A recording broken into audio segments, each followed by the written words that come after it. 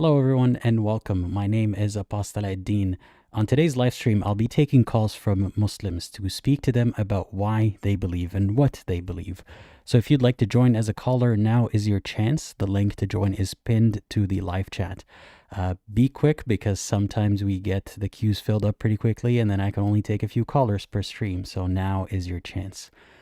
I've done these live streams before and I enjoy them a lot because it gives me a chance to think about religion from a believer's perspective again.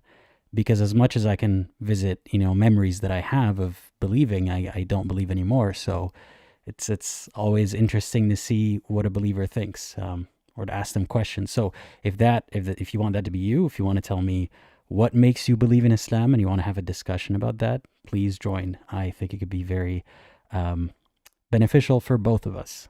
Let me put it that way. So yeah, without further ado, we can get to the first caller because we already have one caller ready. So HanJaw, I hope you are ready because I'm going to add you to the live stream now. Hey, can you hear me? Yes, I can hear you. Are you Apostate Aladdin? Yes, and we are on the live stream now. Oh, Yeah. yes, that's great. How are you doing? I'm fine. I wanted to call in because I really admire your channel. I'm a 17-year-old British Pakistani. I am Muslim, but I am considering leaving Islam because watched a lot of your videos and I think you have a very good way of explaining things and slowly but surely breaking apart the religion in a logical way. Well, I appreciate the kind words, and I'm curious. I guess I'm curious to ask, what got you interested in watching my videos to begin with?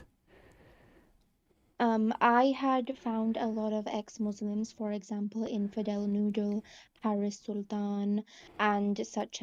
So naturally, I came across your channel because it's the same genre, ex-Muslims. So of course, you get a lot of people in your feed. I watched your video about how to disguise yourself during Ramadan and how to get over the fear of hell, etc., etc. And slowly but surely, I started dissecting the religion of Islam in my head because I have faced a lot of abuse in my lifetime. I live with my mom and my disabled sister, and my dad doesn't live with us. He's separated but not divorced. As a child, I was emotionally and verbally abused, physically abused, abused by a teacher for years. I even faced sexual abuse. Then my mom said, "It's not Well, sexual abuse, you're just overreacting." I'm sorry that you went through that. Were there any other adults that you can speak to about this aside from your family members? I live in the UK, so over here the laws are different. Like, you can't beat children. In England, it's not totally illegal to hit a child, but obviously you can't beat your child. At the time, I was very young and I didn't realize the law and my rights. When I entered the teenage years, I even called the police a couple of times and I went to social services. But since by then, evidence of the sexual abuse was over and the teacher was gone from my life, there was no action taken against my parents, and I wasn't removed from the home. Had I complained earlier on when the abuse was ongoing, the police would have taken it much more seriously because my parents didn't do anything, whether about the Quran teacher who used to beat me or the sexual abuse, and they used to yell at me, fat shame me, name call me, even beat me. My mum used to dump water bottles over my head, and once when I was just 7, 8 years old, she pushed me down the stairs by my shoulders and literally kicked me out of the home. I went to the childminder's home, but this is child abuse. No reasonable parent would just kick their 7 year old out of the house, even if they were being naughty. What if I got kidnapped or if I got hit by a car? Then that would be on her. I mean, aside from danger outside the house, what she was doing to you was not okay. That was abusive. I'm sorry that you went through that. And may I ask, is there anyone you can ask for help now? Is the situation better now, or are you still in danger?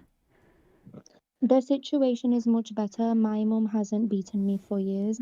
She does yell and say hurtful things sometimes, but she's gotten better. Like, I have Netflix, we even had a pet within the house, and now I do wear what I want and go out with friends, and she doesn't say anything. And she's not letting my abusive father back in the house either. Last year, I went through a lot of trauma. I had gained a lot of weight because of PCOS, and I was rapidly continuing to gain weight. So I left the country and had a bariatric surgery. Are you aware of bariatric surgery? No, I don't think I am. But wait, I just want to pause here for a second. I'm really sorry that all these things have happened to you, especially at the hands of your own family. Um, I'm just nervous to continue asking you questions about it because I am not qualified to help with a situation like that. So I'm wondering if what do you think you could gain out of this conversation, or how do you want to approach this conversation when it comes to the religion's role in your experiences, or do you think this has anything to do with religion? Yes, it 100% has everything to do with religion because religion is the reason why my parents restricted me and even abused me. You can ask me all the questions you want, and Mhm. I don't feel uncomfortable. Sharing my story and coming out to other people is what will help me and what will help me move forward, even if that means moving forward from Islam. And Apostate Aladdin, I would like to say, you are my therapist in every way because even though you aren't licensed, your videos helped me overcome Islam and overcome a lot of my fears. You have given me therapy despite the fact that I never met you. Well, I'm glad that my videos have helped you, but I want to make it very clear that this is not, a replacement for therapy. Is there any way that you can see a mental health professional through, the healthcare system, for example, in the UK? Is that an option for you? Yes, I definitely can because my mom's much better now, and from the next week, I will be seeing a psychiatrist. I possibly may get diagnosed with autism or ADHD. I think that if you have a disability, it's better to get diagnosed at the right time. You can get the support you need moving forward in life, and I think that's a good thing. So I will definitely go for that. I know that I'm a capable person. I'm a survivor, not a victim, and I will move forward and prove to the world that I can stand on my own 2 feet. I don't want to have children or get married. As a Muslim woman, I want to break the stigma and prove that yes, a woman can move out before marriage and yes, she can stand on her own 2 feet. Well, I'm glad that that's the attitude that you have. You do sound like a survivor. I hope that you're proud of yourself for, being able to push through this. And again, it's important to, I'm glad to hear that you're going to speak to a mental health professional next week because it's important to get help that way as well. Because yeah, at the end of the day, my videos are not replacement for therapy. That being said, I'm glad that they were able to give you some amount of comfort. Um, yeah, I'm glad to hear that. And so I guess let me ask you this: how do you think, or why do you think that religion plays a role in the abuse that you faced? Religion plays a role in the abuse that I face because my parents were religious and they were very fundamentalist, especially my dad.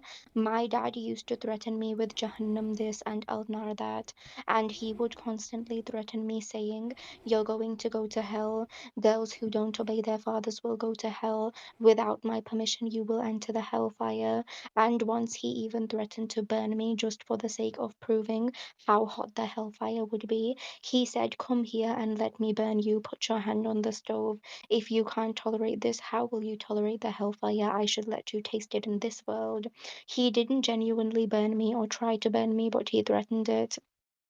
He never let me wear the clothes I liked, and I wore like decent clothes, like a skirt with tights or pants. And if it was slightly above the ankle or the tights were like obviously tight but they were thick, he'd start staring at me and he'd even pull up my skirt and look at me. He'd start saying, "It's inappropriate. I can see your entire body. Such girls will go to hell. I want to save you from the detention of the afterlife. You need to wear appropriate clothes. You need to wear trousers." Religious trauma, being forced to follow religion, being threatened with hell, not being able to wear the clothes I want, all of it had to do with religion. I was constantly sandwiched between the Pakistani and British culture. Living in the UK, I have always felt very attached with the British culture. I want to follow the British culture and do all the things that people in this country normally do.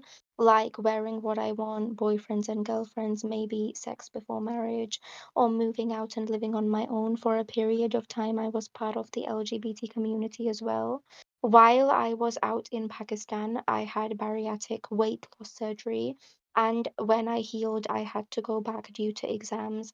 My relatives were abusive. Then my parents tried to keep me out of the country by force. They thought I had become too westernized in the UK, so my dad lied about flight details, took my British passport with him, and disabled my WhatsApp SIM just to keep me abroad. I contacted embassy several times. I made it clear that I would not live in any Muslim country with my parents. Eventually, my mum agreed to move back to the UK with me, so I'm grateful for my mum. She took the stand, she brought me back, she's supportive of me now. But had my parents not been religious, I would have grown up without the fear of hell, and I would have lived a normal life like everybody in this country lives. And I would just like to say that, in my opinion, it's very hypocritical for Muslim parents to move to the West and then get annoyed when their kids start taking Western influence. Like, come on, mate, what the hell do you expect? If you're raising your child in a certain country, you cannot then expect that they don't take influence from the norms of that country. Just don't move there in the first place. This is a general hypocrisy amongst Muslims that I mean, they hate the West. I can imagine that the reason that they moved there in the first place is they think they want to build themselves and maybe their children a better life, but at the same time they don't want to give in to what they see as the devil and be tempted by the worldly ways of the devil and the ways of the people who live there. So they insist on still keeping a very strict Islamic sort of rule, I guess. But it's still a tool that it sounds like your parents used to exert their power and control over you. Whether or not a Muslim might agree that they were following their religion properly is a different discussion, but at the very least, they did use religion as a tool to oppress you and abuse you. Unfortunately, um, I'm glad that you are persevering and things sound like they are getting better for you. Um, and I hope that you find other people in the UK who are, I guess, in a community that you can join and be a part of, where you don't have to constantly think about the religious expectations and so on. Um, yeah, was it? Well, let me pivot to asking you about religion. Aside from your experience at home, what was your relationship with religion like? If you take out of it the abuse that you faced from your family, what else can you tell us about your relationship with religion? I have never been particularly attached with Islam at all.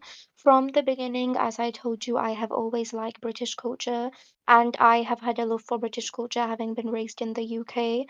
I know it was very wrong of my parents to force their culture and religion on me while simultaneously raising me in this secular Western country. It was indeed very hypocritical, but aside from that, I myself was never too attached with religion. On and off, sometimes I would research triggering things and I would start fearing the idea of heaven and hell. But other than that, I was never the sort of person who prayed 5 times a day or fasted or avoided the major sins. I have never committed the hashtag major sins like sex before marriage, etc. But I listen to music and I've been friends with boys and all of that. So I would never say that I have been a practicing Muslim. I have never been a practicing Muslim. Yes, I haven't left the religion. I still believe in it. I hold some parts of it. But I am close to either leaving it or keeping it on the down low in my life. I am still afraid of hell. I think that if I don't leave the religion, but I keep it moderate, I would at least go to heaven. But if I leave it completely, I would go to hell. So yeah, I'm not Well, a let's practicing. talk about that for a second. Your belief in the religion. You say you still believe in it. What do you believe in exactly? I just believe that Allah exists and Prophet Muhammad is his last messenger. I have my Shahada and I don't deny that. But at the same time, I doubt the religion and I am not practicing it. I just believe in it, but I am not practicing it, if that makes sense. So, what makes you believe that Allah is God and Muhammad is his messenger? Nothing, it's just the fact that I am afraid of hell, which is why I don't want to denounce the belief. I don't truly believe in Islam. I have just kept my Shahada at the back of my mind so that I don't end up in hell forever if Islam were true. Right. So it's not necessarily that you find it compelling or believable. It's just that you're afraid that if you denounce it or if you vocalize that you don't actually believe in it that much, you might go to hell. Yes, that's very much the case. Right. Um, do you want to talk about hell and why you're afraid of hell? Yes, definitely. In Islam, as you know, the rules are very Sorry, clear. I can't hear you anymore. You sound a bit muffled. You've moved the microphone. Oh, can you hear me now? Yeah, this is a bit better. Yes, in Islam, we all know the regulations for heaven and hell. As per the Islamic guidelines, all Muslims will go to heaven. If they do go to hell, they will go to heaven after their sins are cleansed. But all the disbelievers will be in hell forever, as cleared multiple times by the Quran. I think the idea of hell is totally ridiculous because infinite punishment for a finite amount of sins does not make sense. In my opinion, we should all achieve the highest rank of heaven for being good human beings. If hell exists, then it should be reserved for murderers, rapists, and serial killers, not just because somebody doesn't believe in a certain religion. How very sadistic is the idea of hell? A Muslim rapist would go to heaven, but his Christian victim would be in hell forever by the Islamic logic of heaven and hell.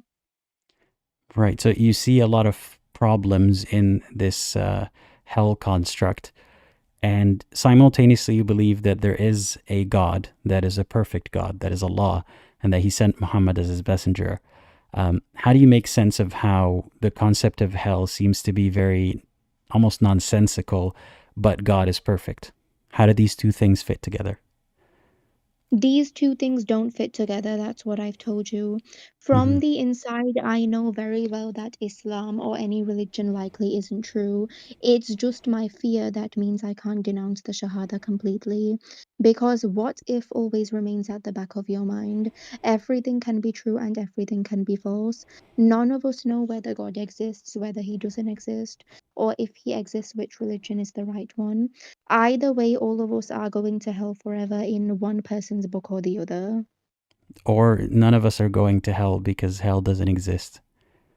Yes, that's the more likely situation because you would agree with me on this one that all religions have flaws. And if a religion has a flaw, then it cannot be correct because God cannot be flawed. Right. It sounds like you're almost already there, but you're still afraid of hell because of the what if. So, what if what? Let's finish that thought. What if hell exists and God is somehow lying about his perfection, or how do these two things make sense together, that hell is real and God is perfect and merciful? Those two things don't make sense at all. The logical conclusion is that Islam is false and neither Islam exists nor hell exists. Right. And but then you're still thinking, but what if hell is real? So I want you to finish the Yes. thought. What if hell is real, and what would need to happen for hell to be real? If hell were real, then that would make God a merciless creature who is torturing millions of souls in hell forever just because they don't believe in a book from the 7th century. Right. And that doesn't sound like a perfect God, which is what you, I guess, are supposed to believe in, right? Yes. So are you saying, what if the impossible is possible? Like, what if God is both merciful and a liar and sadistic? Yes. But isn't that being My worried about, like, what if two is smaller than one, which is not going to Yes. happen? All of the points you're making are extremely logical. You are essentially just giving me therapy on this live stream. Thank you for Again, that's reducing my intrusive no, thoughts. I want to reiterate, this is not therapy, but this is an attempt to help you say what you think out loud. And I know you understand me. I'm just trying to get you to finish the thought, because what makes the what if thought very powerful is that you don't need to finish it. You say, but what if hell is real? And you don't finish the thought, which is, what if hell is real and God is a liar and not actually merciful? So you're thinking of an impossibility essentially. So why worry about an impossibility? Unless you're Yes, thinking that's about, very that there it's like a third option where God is real and sadistic and not merciful, and it's not Allah, it's some other entity altogether, or with different description altogether, which is not really what you're afraid of, right? mm-hmm. I would have left Islam a long time ago if it weren't for the fear of heaven and hell. You have deducted my fear very reasonably, and you have broken down all my fears and worries. All your points are absolutely logical, but I think you also understand that the Hmm. mind can be a very powerful thing. Our mind can often influence us and keep us in the deepest depths of hell figuratively while we live on this earth. Yeah. No, of course I understand that. It's not just logical and rational. It's deeply emotional. It's been the seed has been planted very deeply, very early in your life to fear hell. So it's not going to go away overnight. But let me ask you this: has the fear of hell, the amount or the intensity, has it been the same since you can remember it, or has it gone down or up? I have never been very afraid of the idea of heaven and hell. As I told you, I was never a practicing Muslim. It was just at the back of my mind. Sometimes it went up and down, but at the moment, it's pretty much nullified. I am very close to leaving Islam. And as I said, I have the Shahada at the back of my mind, but I don't fully and truly believe in it. I don't want to go to hell in case hell is real, but you've told me to complete the sentence. If hell is real and God is merciless and unjust, which he is, therefore God just cannot be real. Therefore, the conclusion is just leave Islam and move on in life. Don't hold on to a religion that is toxic. Yeah, I mean, for me, the goal is not to get you to leave Islam. I want you to have thoughts that, have a conclusion, I guess, and thoughts that don't disturb you or keep you trapped in a cycle of fear. And it sounds like you're already on your way there. So there's no pressure or urgency for you to say right now, I'm a Muslim, I'm not a Muslim. That's up to you on your own schedule. But I bet it feels good to talk about it out loud, because I'm guessing you don't really have a lot of chances to discuss this topic with people in your life. Yes, I don't have a lot of chances to discuss this topic with people in my life, and thank you for letting me on this live stream. I just want to say that your channel is amazing. Your videos and your way of explaining things is absolutely amazing. Keep doing what you're doing because you're helping millions of people around the world. I'm 17 at the moment, so I'll be an adult in 6 months. As a young person maturing into adulthood, it was great to find your channel and watch your videos. I would love the opportunity to meet you one day. No, I appreciate that. That's very kind of you to say. And yeah, I'm glad to know again that watching the videos has helped you in some way. And yeah, we're all rooting Mm, for you. And I know that it must have been, like I said, cathartic to say all of this out loud. And I hope that if we cross paths again, I hear, good news from you that the fear has subsided to some extent. Because I know it does take time, but, don't worry, you'll get there someday. yes, I would just like to say something for all of the callers listening.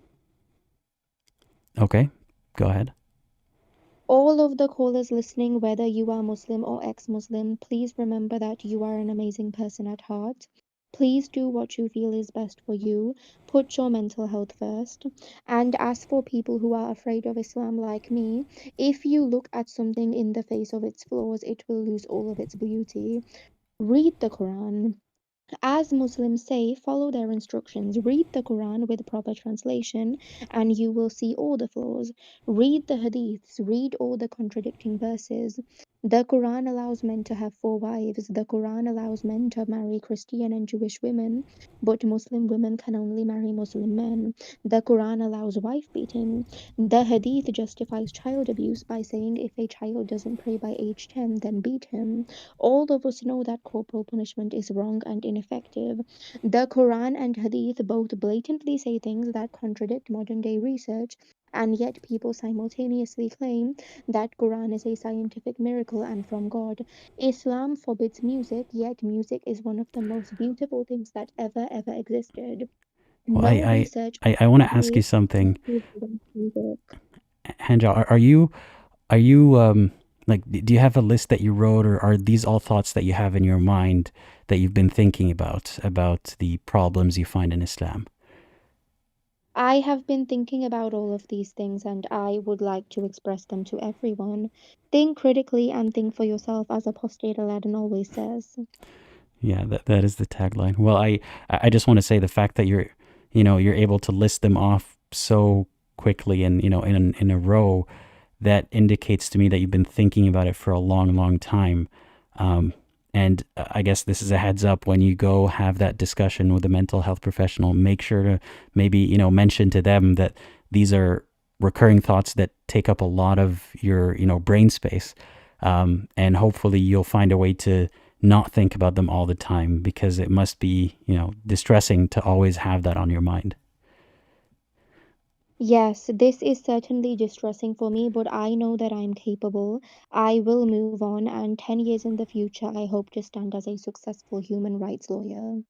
I hope so too. I'm sure you can do whatever you set your mind to.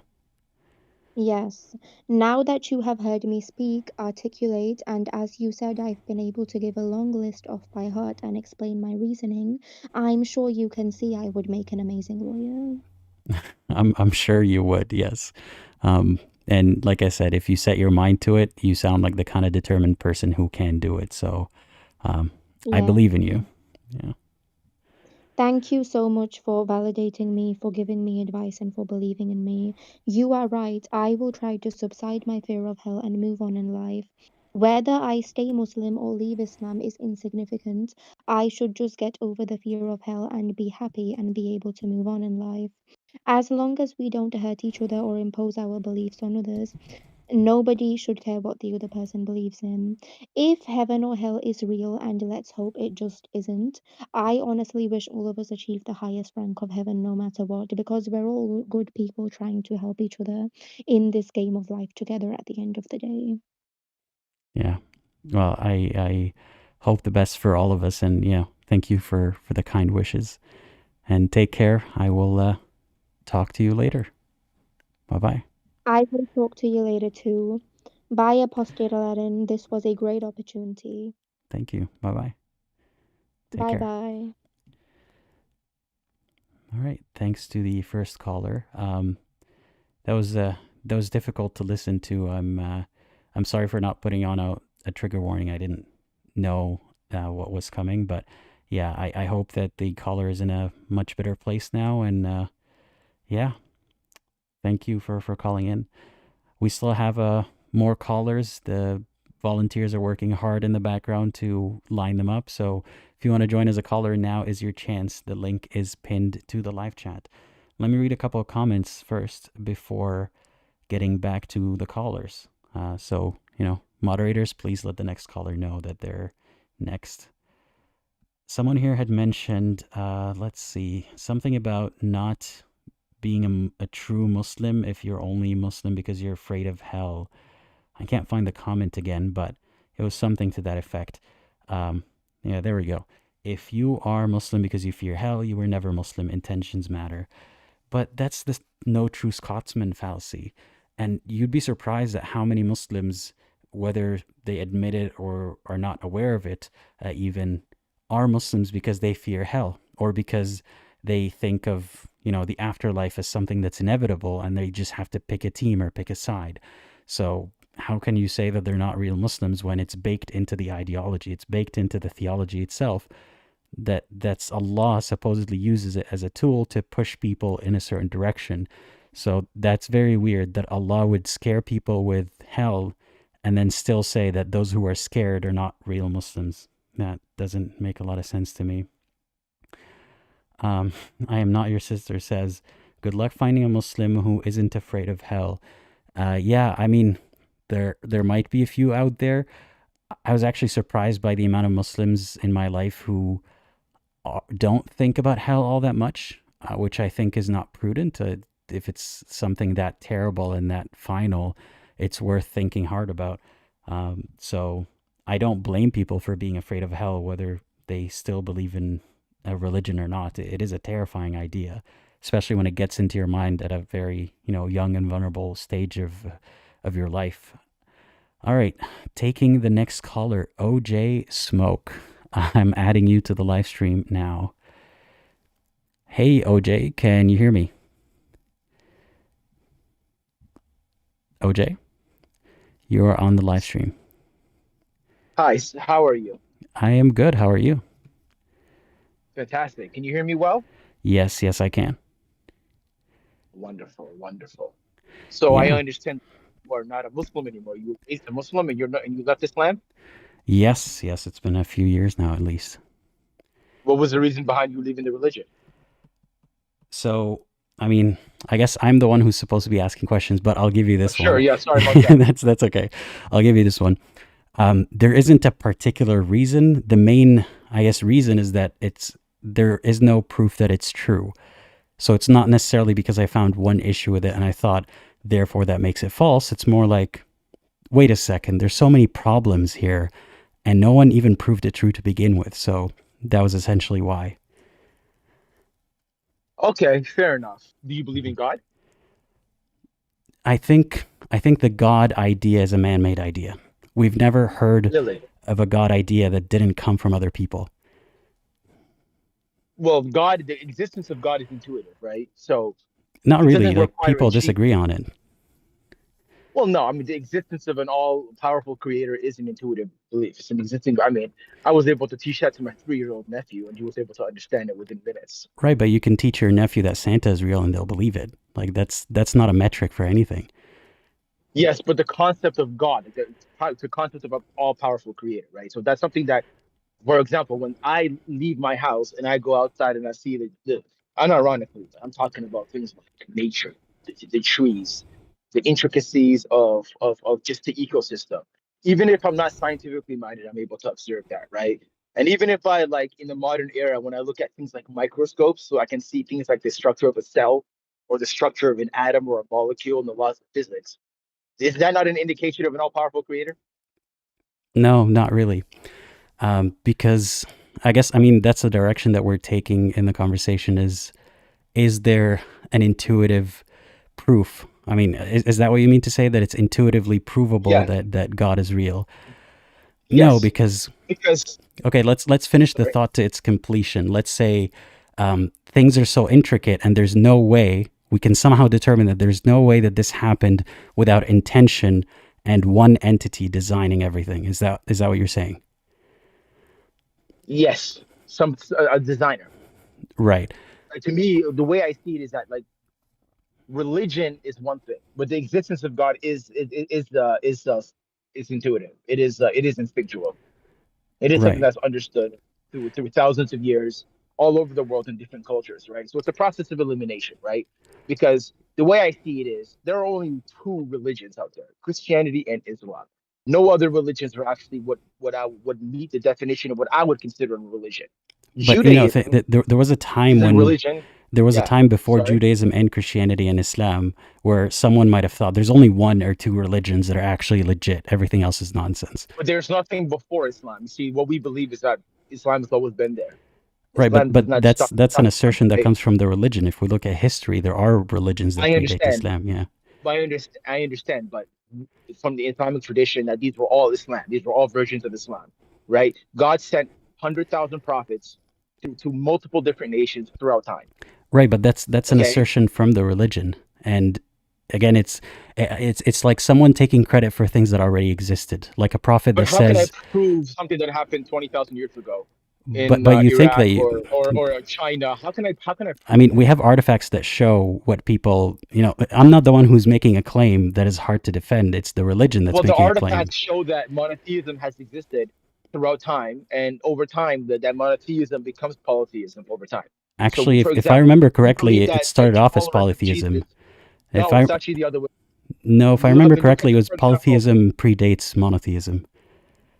No, no, it's actually the other way around. For example, when you look at Christianity, they started off with worshiping one God. Jesus was just a human being, Before and then as Christianity, I'm time went talking about on, thousands of they years before, it was created. No, but we polytheism. can observe.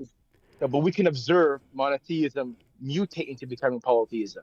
You know, are you No. familiar with the Look, Shia creed, listen. for example? Polytheism predates monotheism. You can't point to Christianity when there are religions thousands of No, years no, no, older no, than no, no, Christianity. no. I know. I pointed to Christianity as an example. Like, so bear with Right. me It's a here, bad right? example. When you look at, for example, Shia, the Shia creed, right? When you talk to a Shia, they worship in a very real sense. They do worship Ali, and they do worship Hussein.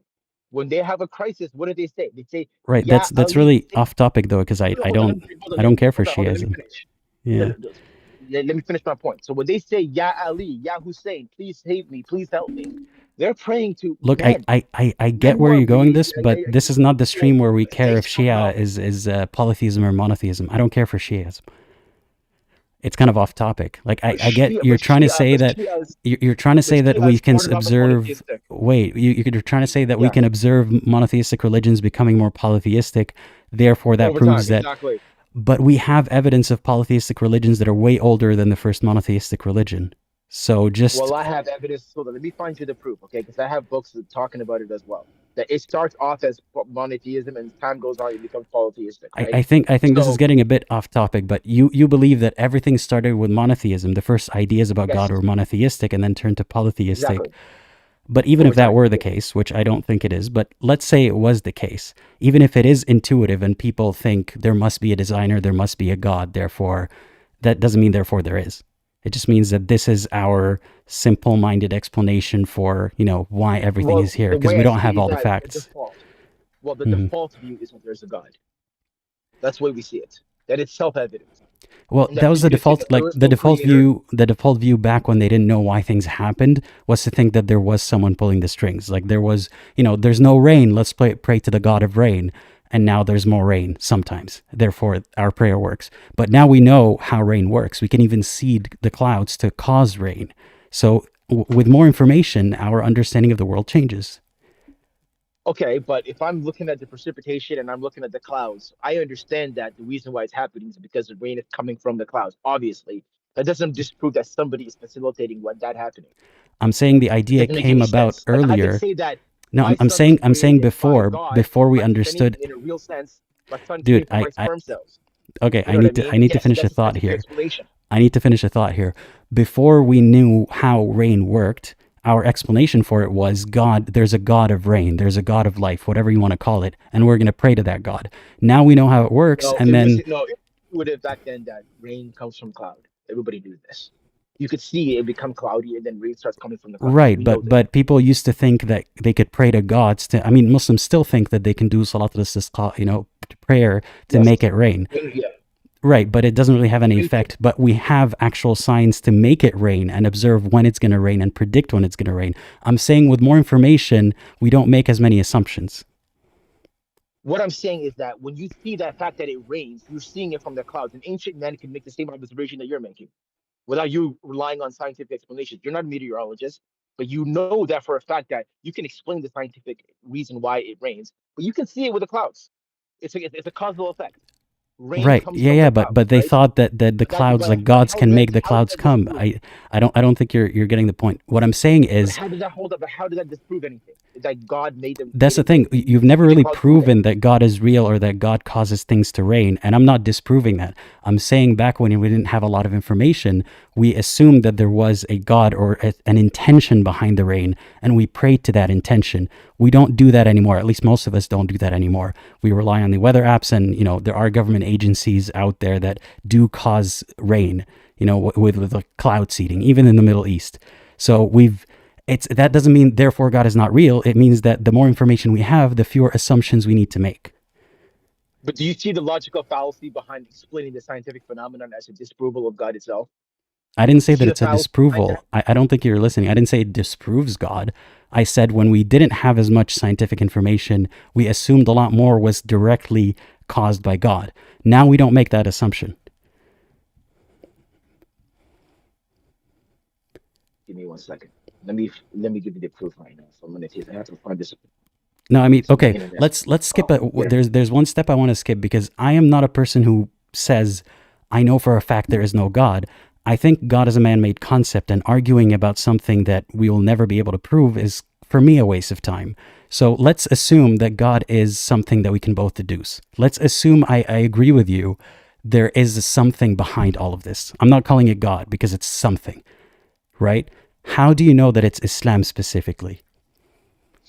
Look, okay, I can give you many different arguments, but I could talk about, for example, the No, process no, of I don't want many elimination. different arguments. I want one that you really believe in. Well, I believe in the Quran. The Quran is a miracle from God. It's a preserved book. It's memorized by millions of people. Hundreds of millions of people have memorized at least No, portions of the let's talk Quran. about one aspect of it on its Okay. own, right? And also that not only that, Islam is the only religion that's completely comprehensive. It has the No, legal wait. system. We need to focus on one at a It time. has I don't like this catter it has, approach of like, here's 10, one let me at a finish. Let time. me finish. No, well, Let me you finish. can't just Islam give is me the only 10 and comprehensive then religion. please, No, I'm not please giving just you give me 10. one. Just give me one.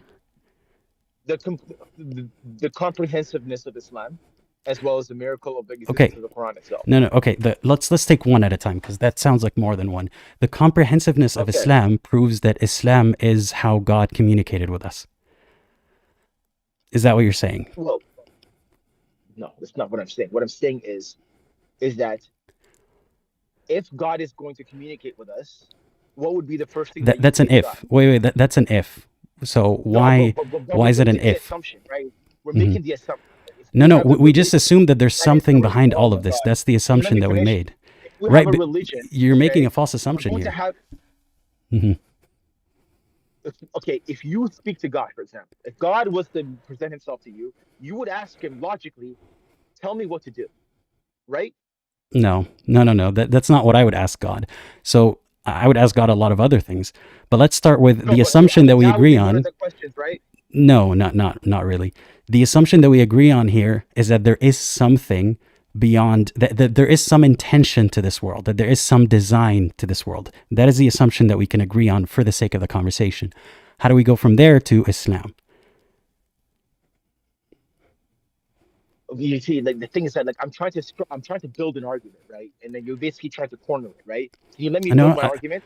right, but when you build your argument with like 10 different arguments instead of addressing one at a No, I'm time, actually not. I'm right? actually not. I'm saying that Okay. when you look at it's for me, one aspect, for example, is the process of elimination, right? When you look at Buddhism, for example, Buddhism doesn't believe in God. There is no theistic aspect in Buddhism. Okay, eliminated. Right, Okay, wait. Shintoism, Before we go down the Shintoism, list, all these other religions before don't we go actually down have the that list, aspect of before we go down the of list, eliminated. before we go down the Sikhism, list, okay, before we go down the go. list, because the process of elimination is not a way to determine, because that assumption is that one of the religions is true, at least one, but that might not even be true. All of them could be false. So process of elimination doesn't really do And what would anything. be the alternative? Oh, and what would be the alternative to being so? If it was false, that means atheism is true. That there is no God. No. The assumption, there's a designer, or not necessarily a designer, there is a design. And you might want to put intent to that design and call it God and so on. But the assumption is there is a design, right?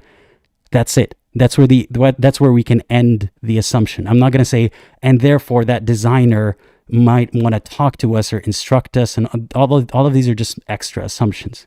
Does that make sense? Yes, but we say in the Quran, for example, it says, "Ayahsabu al-insan an yutraka suda." Do you think that man was left neglected? That we just created man as play? That we just created man and we created the universe and all of that as some sort of like a diversion with no inherent purpose associated with it? You're making a lot It's of asking the assumptions question about itself. the intent of that designer, if there is a designer. Like there are a lot of things. I mean, on a macro, on a micro scale. Okay, so what is your standpoint? Because I want to understand where are you making these arguments? Okay, what is your philosophical positioning to basically try to say I'm going to just throw this assumption aside? I'm going to be as blunt Because if as I possible, believe that there's a creator, right? be blunt. Okay, what is I'm your going to be as philosophical blunt as positioning to be? possible. I don't know if there was a beginning to the universe. I don't know if there was a design or How would there intention not? behind the How would there? universe, Hold on. How would there not? How would there not be a beginning? Tell me. How does that make any sense? How because would we? we can't go If the far back past in was time and figure out if there was a if beginning or not. but if the past was infinite, how did we get to the certain? How I did we mean, get to the that's the present? infinite regression argument, which is, how can a universe not begin to exist, but how can God always exist and not begin to exist? It's the same concept. No, because the universe is a finite dimension. It's a finite concept. It's composed of contingent Let's just things. say the universe It's is composed infinite. of a finite. It's not. It's composed of a How certain do you know amount. that? Okay, so Have you let's been say to the end of the so. universe? Okay, okay. So if I was to remove an atom from the universe, does that mean that the universe is smaller? I don't know if you Is it can. infinity minus I don't know if you can remove an atom out of the universe. but let's say you were to remove an atom. Let's say you were to remove my body. I don't know if Okay, that's which is possible. composed of millions of atoms. I don't know if that's Okay, possible. I don't know if do that's you possible. understand? No, I Do you understand. It's a understand the hypothetical that you want to logical build on. fallacy behind? No, it's a logical fallacy. Infinite regression. You cannot have an infinite mass. You can't Else you use will never infinite success. regression and then say, but Or else you God will is never. outside of That's the everything. reason. And you know what's funny? And that's the reason why majority of scientists believe in the whole concept of simulation theory, because they know that the whole concept of no God is such a cope. So now they're trying to make the argument that we live in a computer, that somebody created us. Can we Like they focus on the they arguments create that us. we are having, not the arguments of other people? I'm not talking about the Okay, simulation okay. theory. I'm saying, but I'm mocking that argument. The reason why they say that there's a simulation theory is because they realize that the infinite Who's regress they? isn't I'm talking to possible. you right now. You don't have to mock people who Okay, believe in simulation I theory. don't believe. Okay. They believe in simulation theory because Who's infinite I regression don't is care about absolutely impossible. they. We're talking about you and me right now. Okay, Like you I believe don't in care about infinite what regression. Shias believe or Okay, people who believe in simulation theory. You and I are talking. okay. Do you Okay. believe in infinite regression? What do you believe in infinite regression mean? Because you compared the me being in disbelief of the infinite regression behind, oh well, therefore who created God? You do realize the concept of God and the universe are two separate concepts, right? Well, what if my explanation for the universe or my definition of the Like an universe infinite. also can I finish this thought? What if my definition of the universe also necessitates that it always existed? Kind of like your definition of God necessitates that it always existed. Yes, but we can observe the universe as it is, right? We haven't We can see observed all it. of the Oh, universe. No, we we well we don't can know see anything about the universe. We you barely don't know need anything to about the you universe. don't you don't need to observe all the universe. You just need to observe what's What? in front of you, which is part of the universe, to make the argument for the rest of the universe. See, and if the universe, at No, least no, Earth, that's is not composed true. of That's it not is true. true. Like, The does universe. seeing a car from Well, the hold on, outside mean that you hold on, understand how it works? hold on. That's Earth not part of the true. universe? Well, what's okay? Is the Earth part of the universe? Yes. Is the Earth composed of contingent things? Yes. So why would that be different from the rest of the universe? Tell me. What do you mean? Well, does a car not have plastic on the outside and metal on the outside? Does that mean that you know every single component that's inside it is going to be metal or plastic? No. Definitely. Seeing a No, part of I'm a not thing talking doesn't about. mean they have all the I'm not information talking. about the I'm thing. not explaining. Okay, I'm not talking about the intricate details of what makes a car work or how the car is composed. Okay, I know that the car has a finite dimensions. It's composed of a finite amount of items and atoms, right? So therefore, I know I can make a logical conclusion based on that. Can I? Can I? You can make a logical conclusion based on the fact that you can see an entire car in front of you, right? But the universe, you can't see the entire universe in front of you. Composed of a finite amount of atoms. My car. I don't know if the universe has a finite amount of atoms. I haven't measured the entire universe, and I don't think anyone can.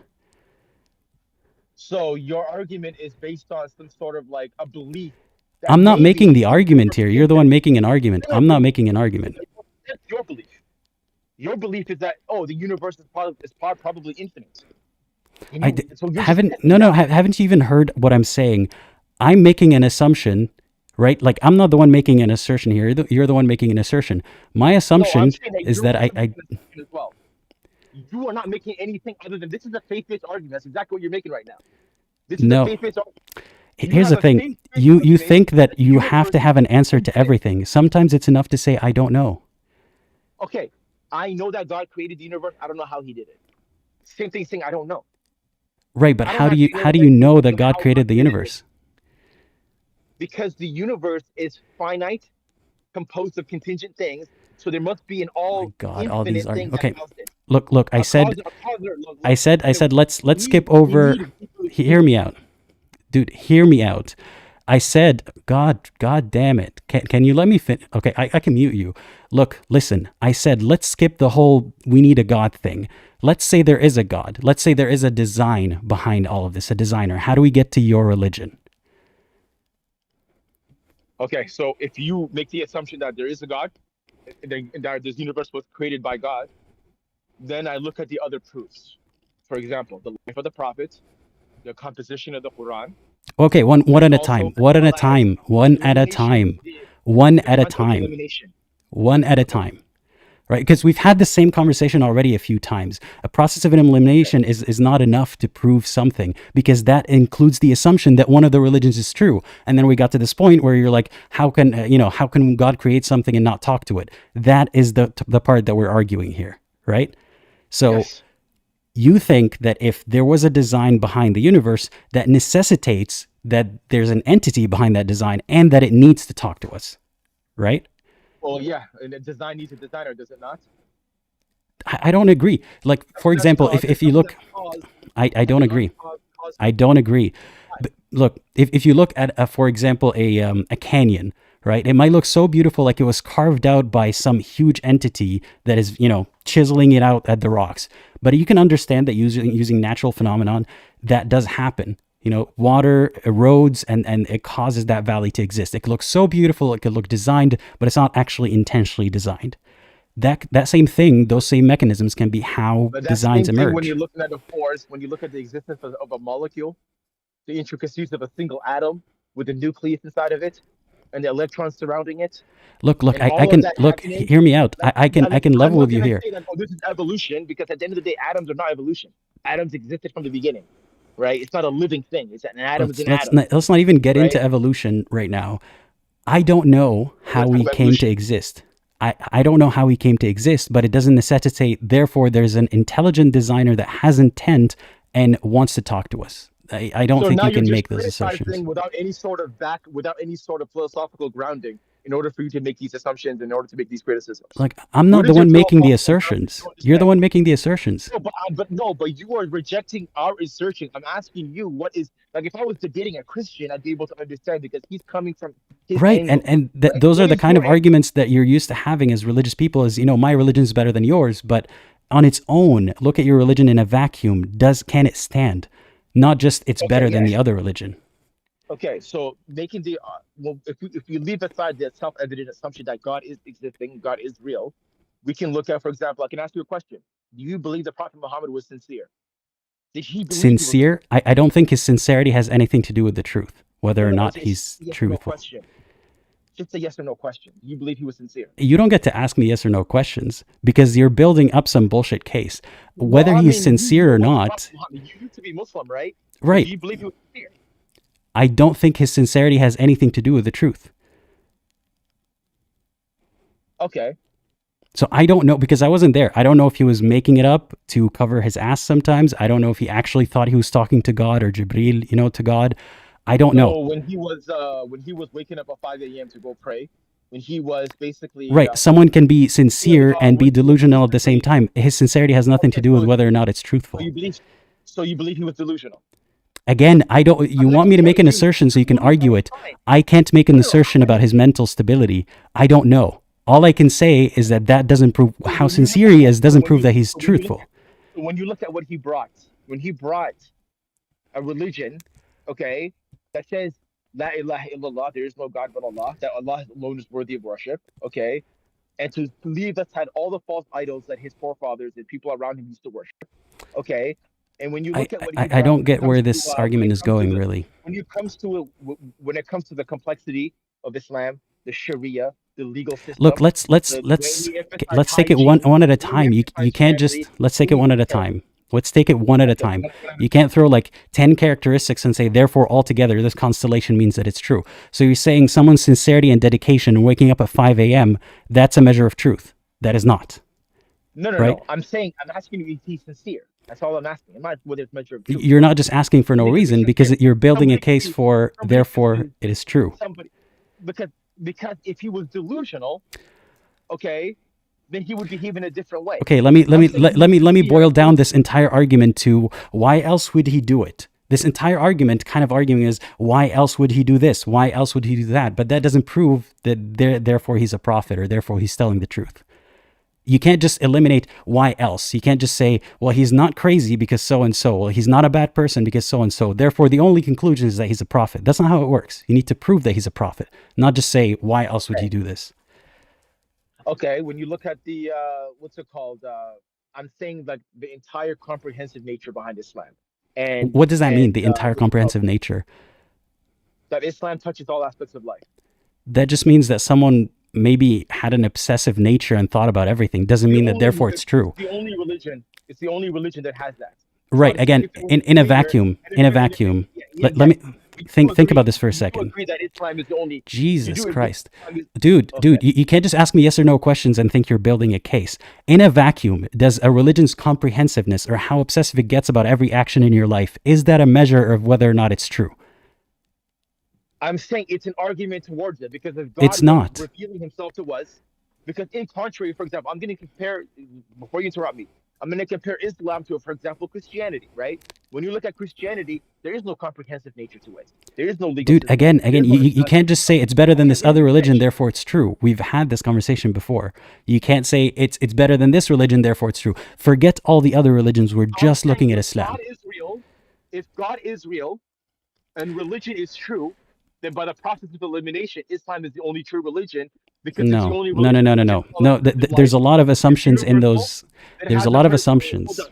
Oh my God. Oh my God. Let me talk for 30 seconds, please. Dude, Okay, you've 30 been seconds. talking for minutes, and I'm letting you. Uninterrupted. Uninterrupted. You have been 30 seconds. uninterrupted for a while, but you keep. There's so many fallacies in every sentence that you say that it's hard to just let you go on Okay, and then so address one of them. point at the fallacies. So point at the fallacies after. Let me talk. Go ahead. You have 30 seconds. Okay. So when you look at all the religions, right? You have a religion, okay, like Islam. Okay, fuck, I forgot what I was gonna say. Just let me think for a second. I'm sorry, you annoyed me a little bit, okay? So what I'm I'm saying sorry is, for okay, annoying you. Go ahead. yeah, you annoyed me a little bit. It's okay, bro. I probably annoyed you too. Okay, it's a two-way street, right? Sorry about that. So when I look at the comprehensive nature of Islam, the fact that the Quran is preserved, so we can see for sure that it was the words of the Prophet. Okay, when you look at Islam having a political system, a legal system, the fact that it's a religion that's militaristic, the fact that and the fact that when you look at the process of elimination, when you look at Buddhism, when you look at Hinduism, when you look at Shintoism and all these other religions, it lacks that universality between all races and religions. The fact that what's it called? It gives us a comprehensive way to how to live our lives because human beings are misguided, right? When you look how human beings operate, when you look at the Mayan civilization, they used to sacrifice children. When you look at certain civilizations, they used to kill animals. They used to do certain Okay. barbaric things. Can I When you can I start with talking? Islam, Can human I beings are inherent. Okay, continue. Sorry, and human beings are barbaric, and Islam gave us a what's it called, a can comprehensive I system to can I get avoid the in? conflict Okay. and have an actual system. But sorry, Okay. continue. All right. So the same way that you point at, past civilizations and you say, we used to sacrifice humans. Well, we used to lash humans. We used to sell them as slaves. We used to capture them. We used to have intercourse with our slaves. All of that is in Islam. So But the I way don't that see you that as look, nothing bad. right, I see it as something better. We don't have to get into that right now. But the way that you look at ancient civilizations and think, wow, we've evolved or we know better now. Humans are so misguided. That's how I look at Islam sometimes. And the Yeah, fact but that how you're do you make blind that to it, judgment? the fact that you're blind to it is But almost how do you make comical that? if it But how wasn't do you make sad. that judgment? But how do you make that judgment? Again, before we go How is, down for that, example, you see if I how want it's to go to war difficult to for another talk to you. human I've being, let you right or talk wrong, for like a minute, and I still can't even counter a tenth of what you said because every time I try to okay, talk, you start to go down another path. So let me finish okay, what I was saying. You said it's comprehensive, and by process of elimination. Again, I feel like I'm talking to a wall because we've had this discussion before.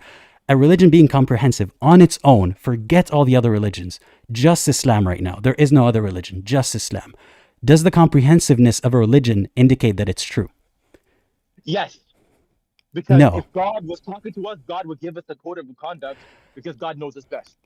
So God would tell Right. us how to live But our you lives. see how that involves a lot of assumptions that, okay, we assume that there is a God, but that it wants to talk to us No, and, no, and no. that, We already assume that God is no. We already assume that there is a God. right. He does But that. but Yeah. we didn't assume that it wants to talk to us. And if it does want to talk to us, that therefore it has to give us the most comprehensive system, or that therefore Islam is true because it is comprehensive. That doesn't follow. No, what I'm saying is that human beings left to their own devices come up with radically different worldviews and ideologies and systems of living, Right, right? like Islam, like other religions, and so on. Every religion is different. Actually, forget Islam. The differences between the Mayans and the Chinese is radically different. And the British and the Zulus are radically different, right? So human beings left to their own devices come up with radically different ideas and ideologies, correct? Right, and religions, yeah. and religion, exactly, radically different systems and worldviews, right? So on that assumption, if there is a God, which we already assume, I would assume that God would know what's best. Is that a fair assumption to make? If it was the God that designed us, I guess, yeah, let's just assume that for the sake of simplicity, yeah. That God would know us best. God would know human nature, how humans operate, and what's best for humans, right? So Let's that would assume that is the entail that case. Sure. we would have a legislator, somebody who would tell us how to live, tell us what to do, tell us the importance of hygiene, tell us the importance of taking care of orphans, or or being kind to your parents, or not being racist, or what's it called, not torturing yourself, not mutilating your own body, for example. If people mutilate their own bodies, for example, But all it's kinds of funny that for every one of these examples that you mentioned, there's an example from Islam where you do these things, like such as what?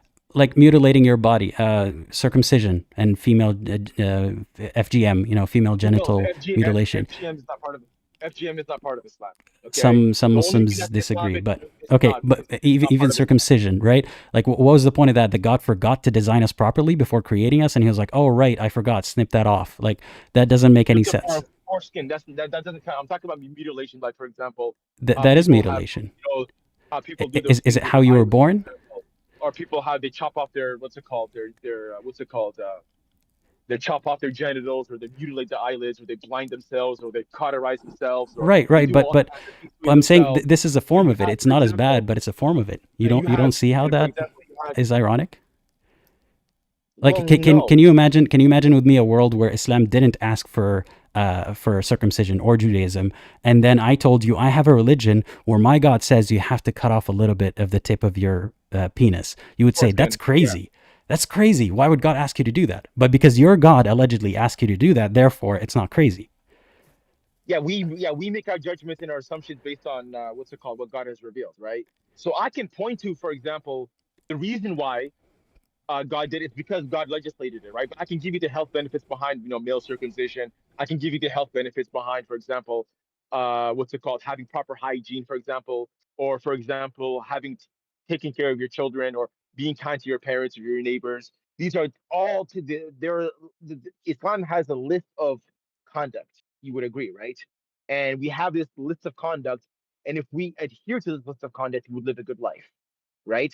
I So disagree, what but my go ahead. whole assumption is, because human beings if left to their own devices, human beings come up with radically different ideologies and practices and worldviews. Right, We right. would Like need Islam, God like to Islam. basically You said, like, we almost agree here. We almost agree here that humans can come up with crazy things, well, no, I never said crazy. I said radically different from radically each other. different things. Right. Exactly. Chinese are different from Zulus. Zulus are different from Mayans. All different from each other, right? So you would need like a comprehensive system that applies to all mankind, all races. And that is the assumption that I'm going with. That if God created us and God knows us best, then God would create a system that applies to all of mankind. And Islam is the only, other than Christianity, Islam is the only universalist religion that applies to all mankind. I've never seen a rabbi actually do da'wah. Jews do not give da'wah. Sikhs do not give But da'wah. Polish do. I don't know. I don't know all the religions to tell you that. Can I butt in? Okay, I'm gonna mute you because I haven't talked in a few minutes. I haven't talked in a few minutes. Listen, look. Just because Islam is universal, or that other religions might not be as universal, doesn't mean that therefore it is true. I guess this is where we don't see eye to eye. You think if there is a designer, there is a God, then it must have communicated with us. And if it did, then my only options are these religions, and therefore Islam is the best out of the bunch. I'm saying none of this really proves anything. It's just more like, why else would this happen? I feel like all of this proof is, why else? Do you have a better explanation? No, therefore Allah. But none of this is actually proof that Allah did any of this. Okay. But what I'm trying to say to you is, based on, if God was reaching out to us, he would give us a comprehensive system, would he not? Right. Let's think about that for a second. He would give us a comprehensive system. Okay. The question is this: if God is real, and if God is reaching out to us, make those two assumptions, okay? Mm-hmm. Then religion is true. So therefore, the question No, it doesn't mean therefore then religion is true. But let's just say God is speaking to us through a religion. Let's skip to the conclusion here. God spoke to us through a religion, and you think it's Islam. do you think that there's no way God could have done a better job than Islam? No, of course not. God That's can where do we, anything. Obviously, okay, God can reveal himself to us right now. God can speak to us directly. Of course, God can be more direct. But this is a test, right? okay. But before we get into the test, I'm saying even as a method of transmitting information, do you think the best God could come up with God could open up the Can clouds and can I hear his no? voice. Of course, that could Aside from happen. that, That could happen. aside Yeah. from God showing Himself, do you think the best method of transmission is multiple prophets and corrupting the message in different religions, and finally Islam 1400 years ago, and then no update till today, and never an update Well, again? no, because no, the thing is that every other prophet was only sent for a specific time in a specific place, right? The Prophet Muhammad was the only one who was universal. He was sent for all mankind, and he was sent with the book, which is permanent, okay, and he was also sent with a sword. So he had the book in one hand and he had the sword in the other hand. And that is how Islam spread. It spread through military aspects. It spread through conquest, right? Right. Because mankind is stubborn. Mankind, you could preach to somebody, they may not listen, right? So if they don't listen, what do? Well, now you bring the sword, Wow. right? Okay. And then Well, let me Muslim, let, let, let and me then ask it so, this so way. then Let each me ask and it this way. each Who man, created mankind to yeah. be stubborn and not to believe something they can't see? Who created it that way? Wait, hold on, our man, but we do understand that mankind is stubborn, right? I don't know if I can say mankind is stubborn. That is such a, let's just say I Mankind is agree. stubborn. They're illogical. Let's say, for example, I mean, look at the people who are, KKK members, right? They're stubborn. They're idiots. They're evil. You can debate with them, but they're not going to listen to you, right? We have anti-vaxxers, right? We have people who believe in all kinds of stupid and crazy shit. Am I right? You can debate them. It's not going to work. Am I correct? No, but my question to you was, who created us that way? God. So God created us that way, and then God created us in a sent a certain. prophet with the sword to force us to be a certain way. Why did He create us that way, only to be upset that we're that way?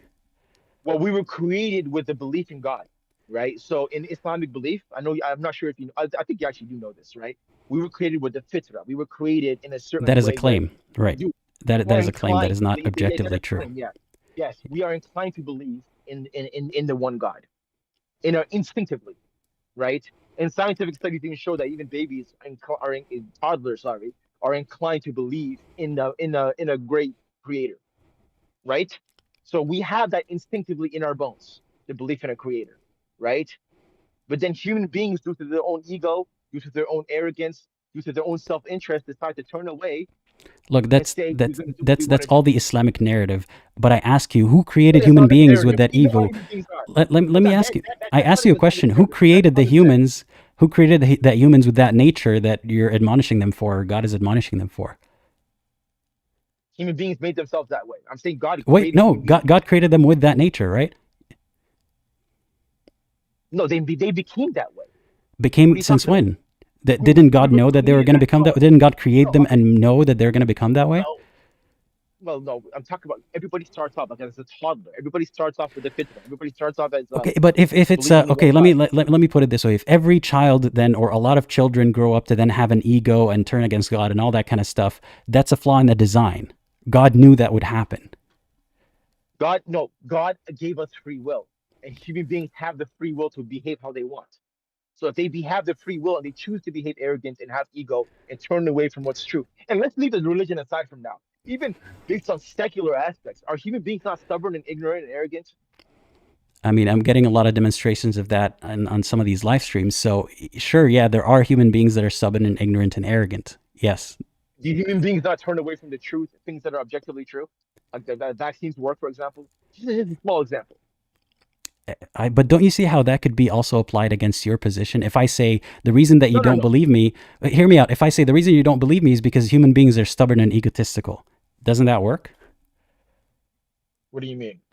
Like if I were to say I'm the reason confused. that you don't agree with me, right, that there is no proof for Islam is because you're egotistical and stubborn. I mean, I can use that argument against you. You can't just point to a alleged feature of humanity and No, say, but therefore, no, but, my but my no, but religion is no, but true. no, but no, but we do agree on that aspect of that future of humanity.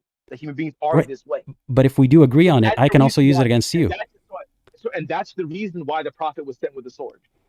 Because human beings do not agree.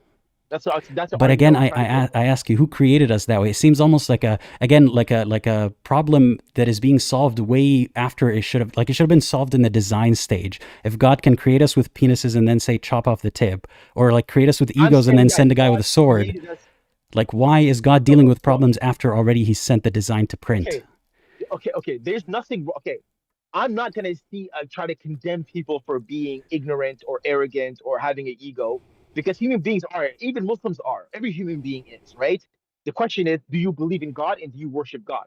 God will forgive people if they act stupid, if they swear, if they are mean to their brothers and sisters, if they steal, if they do certain things. God will forgive people who actually repent. God is most forgiving. God is most merciful. That's the first sentence in the But Quran. The name there's of nothing to Allah, forgive the name about of not Allah, believing in the most God. gracious. There's Yes, the nothing name to of Allah, forgive about not believing in no, God. but see, not believing in God, well, I'm holding that separate. I'm saying as a sinner, as somebody who believes in God, who is a sinner, if you come to Allah asking Allah to forgive you, Allah will always forgive you. Allah is most gracious. Right, but Okay, okay, Allah is not saying, wait. hey, if There's you, something I want to say if about you, that. You can't just God is use not it. saying, hey, if you're flawed and if you behave a bad way, then God is gonna put you in. Okay, No, I no, need it's to like, say something. It's my turn to say something. It's my turn to say something. You can't just point to God is merciful if you beg him for it, to say that therefore my God is merciful, when your God would torture people for not believing that he exists. How can you ask for mercy when you're not even convinced that thing exists? So how can God be the most merciful when he goes for revenge eternally for the rest of no, God, time? no. God is most merciful to those who believe in Him, aka people who don't associate partners with God, people who don't worship Right, false idols. again. So People who don't you worship think God. that that's a very But a petty man like God? me, but a Like that's man a like me very who is petty a God, isn't sinner, it? I'm a, no, because you are violating the real reason why you were even created to begin with. You were created to worship God.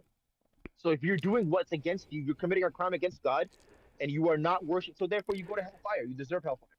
Okay, let me give you an analogy for why this doesn't make sense. If I steal from a poor person, right, and now they can't have dinner, I've committed a You grave just surrender crime. yourself to God. Okay, Wait, yes, wait. you Yeah, committed a right. horrible crime. Yes, Right. I committed a grave crime and it's really, really bad because, the effect is really big on them because they're poor and now they don't have dinner tonight. That if I sure, steal $100 from them, that's really bad for them. If I steal $100 from a king or someone, someone who's a billionaire and doesn't share his profits and exploits his workers, I'm not saying that makes it okay, but it's not the same degree as bad as stealing it from someone who only has $100. Now, Allah is like this greedy capitalistic person with all the value and all the worth. you're making a false. You're making No, you're coming hear false. me out. The scales still compare. Allah has everything. He's not even harmed one bit by someone not But believing the in hadith him. means, brother, Yet but the yet he hadith gets means really this. upset when someone doesn't believe in him. Every He punishes as if that hurt him infinitely. every single human being worshipped Allah. If every single human being was a Muslim, it would not increase God's kingdom in the slightest. It would not I benefit God in understand the that. slightest. It's your position If that's every single person counterintuitive. that turned I away get from that. God, every single person turned away from God was disbeliever, it would not make a difference either. Right. Doesn't that then make no sense that God really reacts with infinite punishment if it doesn't even affect him?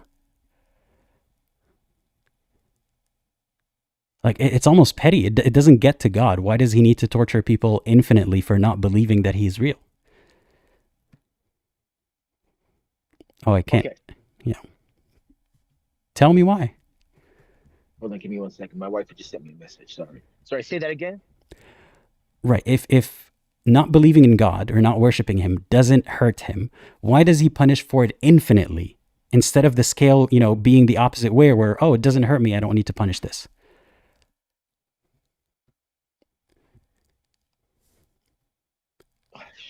Fuck, my wife's pissed me off. Sorry, give me 1 second. Does everyone piss you off? Maybe the common denominator is you, dude. No. She just texted me at the wrong time. Sorry about that. Hmm. Sorry, continue. Say that again. Right. So if not worshiping or not praying doesn't hurt God, why does he punish for it infinitely instead of just thinking, oh, water off a duck's back, it doesn't really bother me? Because I said it does not bother God. That's what I'm saying. It doesn't bother. It doesn't increase God's kingdom in the slightest. If everybody turned away from God, it would not make a difference to him whatsoever. I know Everybody that. decided to become a believer, it would not make a thing whatsoever either. Right. I know that. I'm saying if it doesn't affect him, why does he torture for it infinitely? It should be the other way around. If it doesn't hurt him, doesn't affect him, then it's not really worth punishing, is it? Well, then, no, because God created you to worship him. And you're committing a crime against God by turning away from God, compared to committing a crime against human beings if you stole, for example, right? Now, God could still punish you if you stole, right? But then it's a temporary thing compared to if you were to commit a crime against God, which is eternal. You're going Right. against the reason why you're in the first place. So You are the going against why you were right. created. So then I hear you. So the God that you believe in created us, doesn't show itself, only sends us prophets, and has stopped doing so, and tortures us for infinity if we don't believe that he exists, and that you think is a merciful God. And that is the simplest explanation, or the best explanation, for why we exist and who designed the universe. I can't believe in that. So you don't believe in God because hellfire is eternal? Is that what you're saying? Is it like where's the logical leap there? What's wrong with? I don't understand. I'm You're saying making that this assumption that this God whole has the same system motives as doesn't you, make that sense God to has me. the same mentality as you. It's the same atheistic mentality by saying, "Oh, if God is so powerful, why does He care if we clean up after ourselves? Why is that so? It's such small matters." No, Like, I'm yeah, not talking about cleaning up after ourselves. I'm why talking not? about infinite torture for Or not believing that he exists. why does God believe in? Why does God What? care that you do small things? Or I forgot why what your does God question was care? because you keep talking. What did you ask me? What do you want me to You're making answer? the assumption that God has the same assumptions and the same motives as you. No, That's you're making that's a what logical you leap that believe you're making. in. What you believe in is more like a human that thinks that God is like the ultra human, the ultra king. I don't believe that that makes any sense. No, That I don't God believe. gets No, I'm so not. offended that No, he I'm saying tortures God is someone beyond that. forever. Yeah, but why is that a bad thing? I don't understand.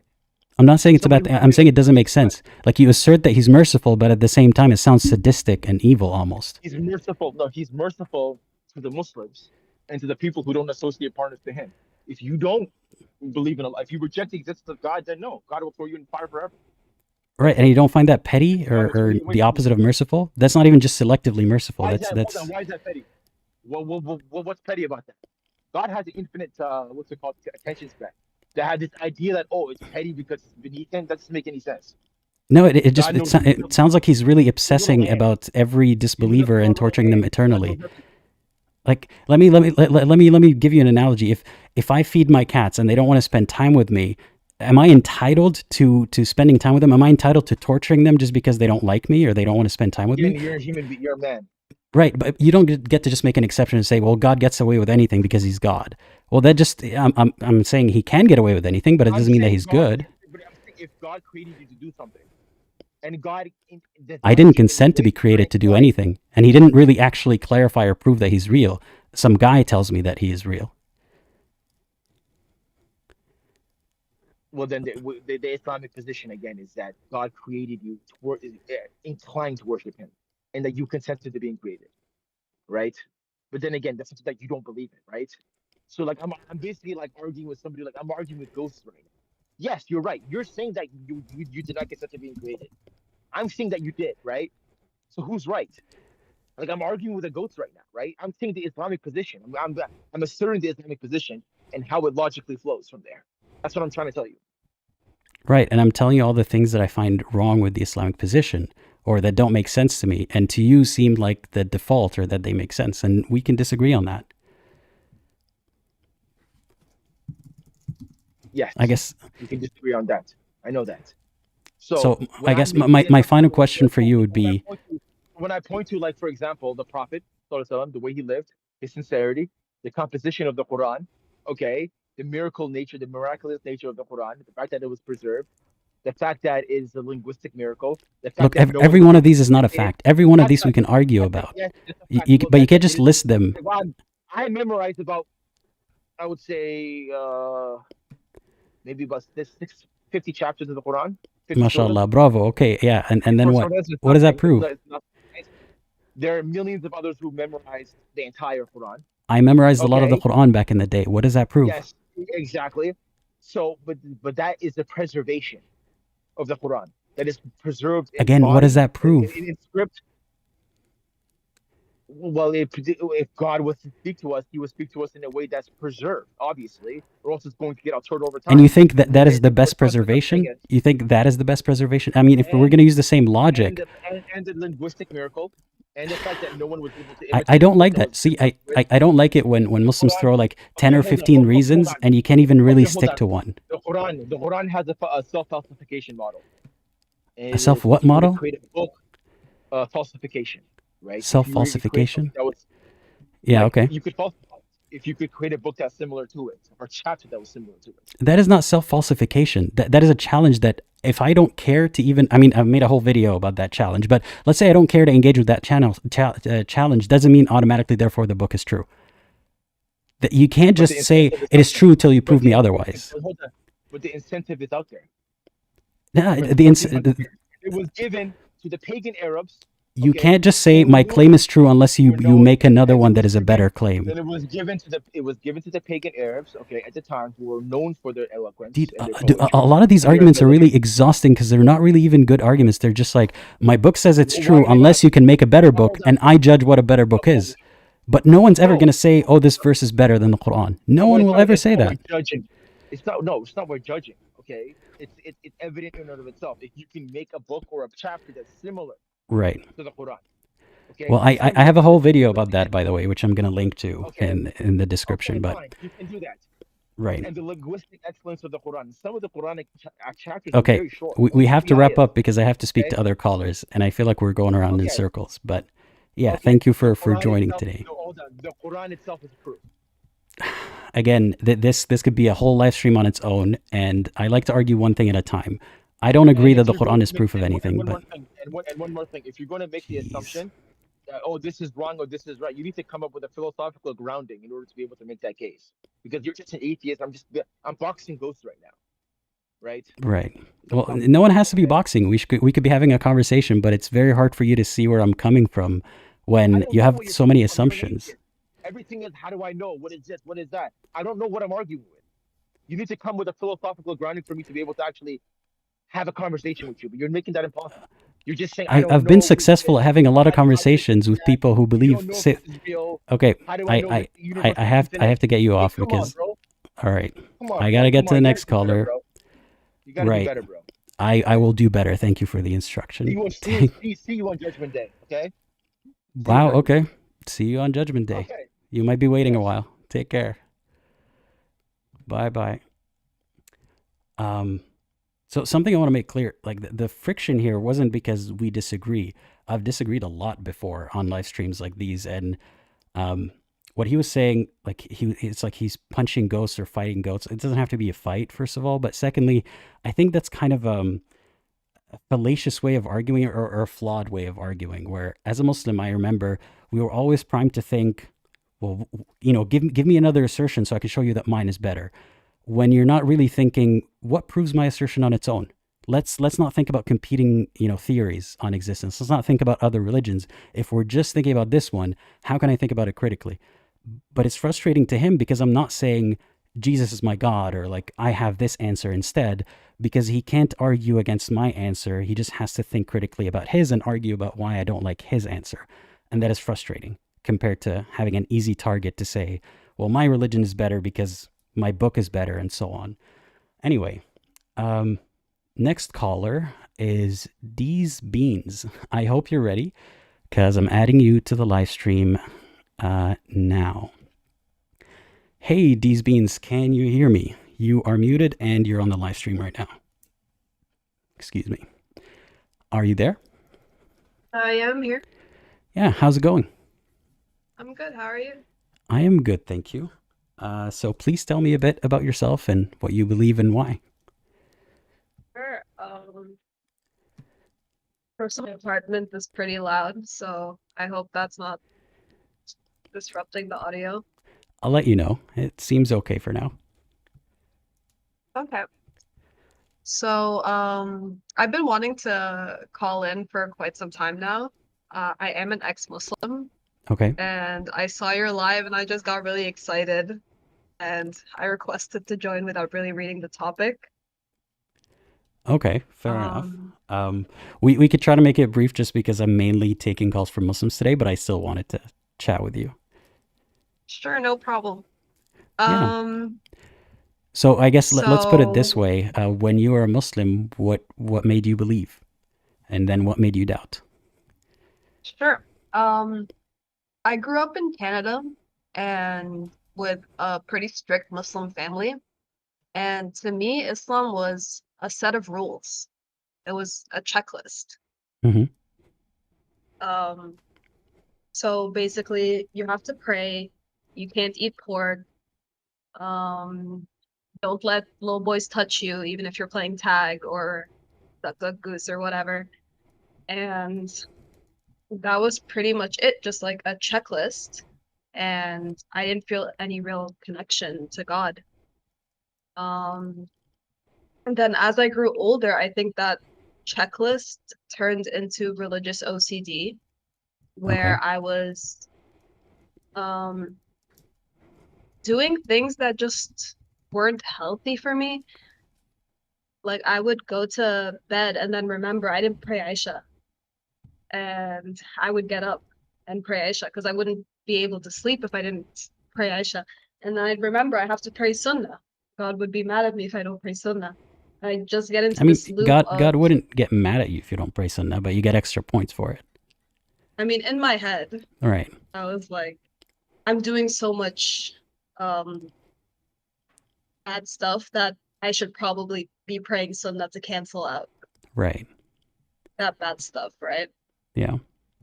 Yeah. Fair Um, enough. I mean, I can kind of relate to that feeling like some Muslims say, you only go through heaven because of God's mercy, not because of your deeds or your actions. So you're always a yeah, sinner. You always, you always have something to repent for or to do extra good deeds to make up for. So I get where you're coming from. exactly. Um, I was really into fanfic when I was a teenager, and I would read it, and sometimes fanfics can get a little spicy, and I would just feel so bad and so guilty. And I would just sit in bed and cry and be like, oh my God, God is gonna send me to hell. I did something really, really bad by reading this fanfic. Um, and it was just like a cycle of doing something I think is bad in the eyes of God, trying to repent, crying, religious guilt, overcompensating. Hmm. Um, yeah, And did you think at the time, I mean, you say you were in Canada. Did you look around you and think, wait a second, my friends aren't Muslim. Why aren't they Muslim? Why am I Muslim? Did that ever cross your mind? absolutely. I was like, but then again, I was taught from a very young age that the only truth is Islam. Hmm. And I was taught that these people would eventually get to Islam because they lived around a lot of Muslims. And I guess it's like your parents telling you that the tooth fairy is real. They can't really explain to you why some people aren't Muslims, so they're like, well, they're gonna get there eventually, you know. Right. Okay. Um, I guess, and you never really had a clear answer aside from hopefully they're going to become Muslim someday too, Pretty much. right? And what was the changing point for you? When did you stop thinking that Islam is true, or when did you start thinking maybe it's not true? Um, when I was 15, a lot of my friends started getting into atheism. And just for context, I moved to Egypt when I was around 13. My parents just moved back because of the '08 recession for a little while. So that was where I was at that time. Okay. Um, so my friends were getting into atheism, Richard Dawkins, the God delusion. Um, and I feel like I fought back hard against that at first. I was like, but no, Islam is the truth. What are you guys talking about? This is bullshit.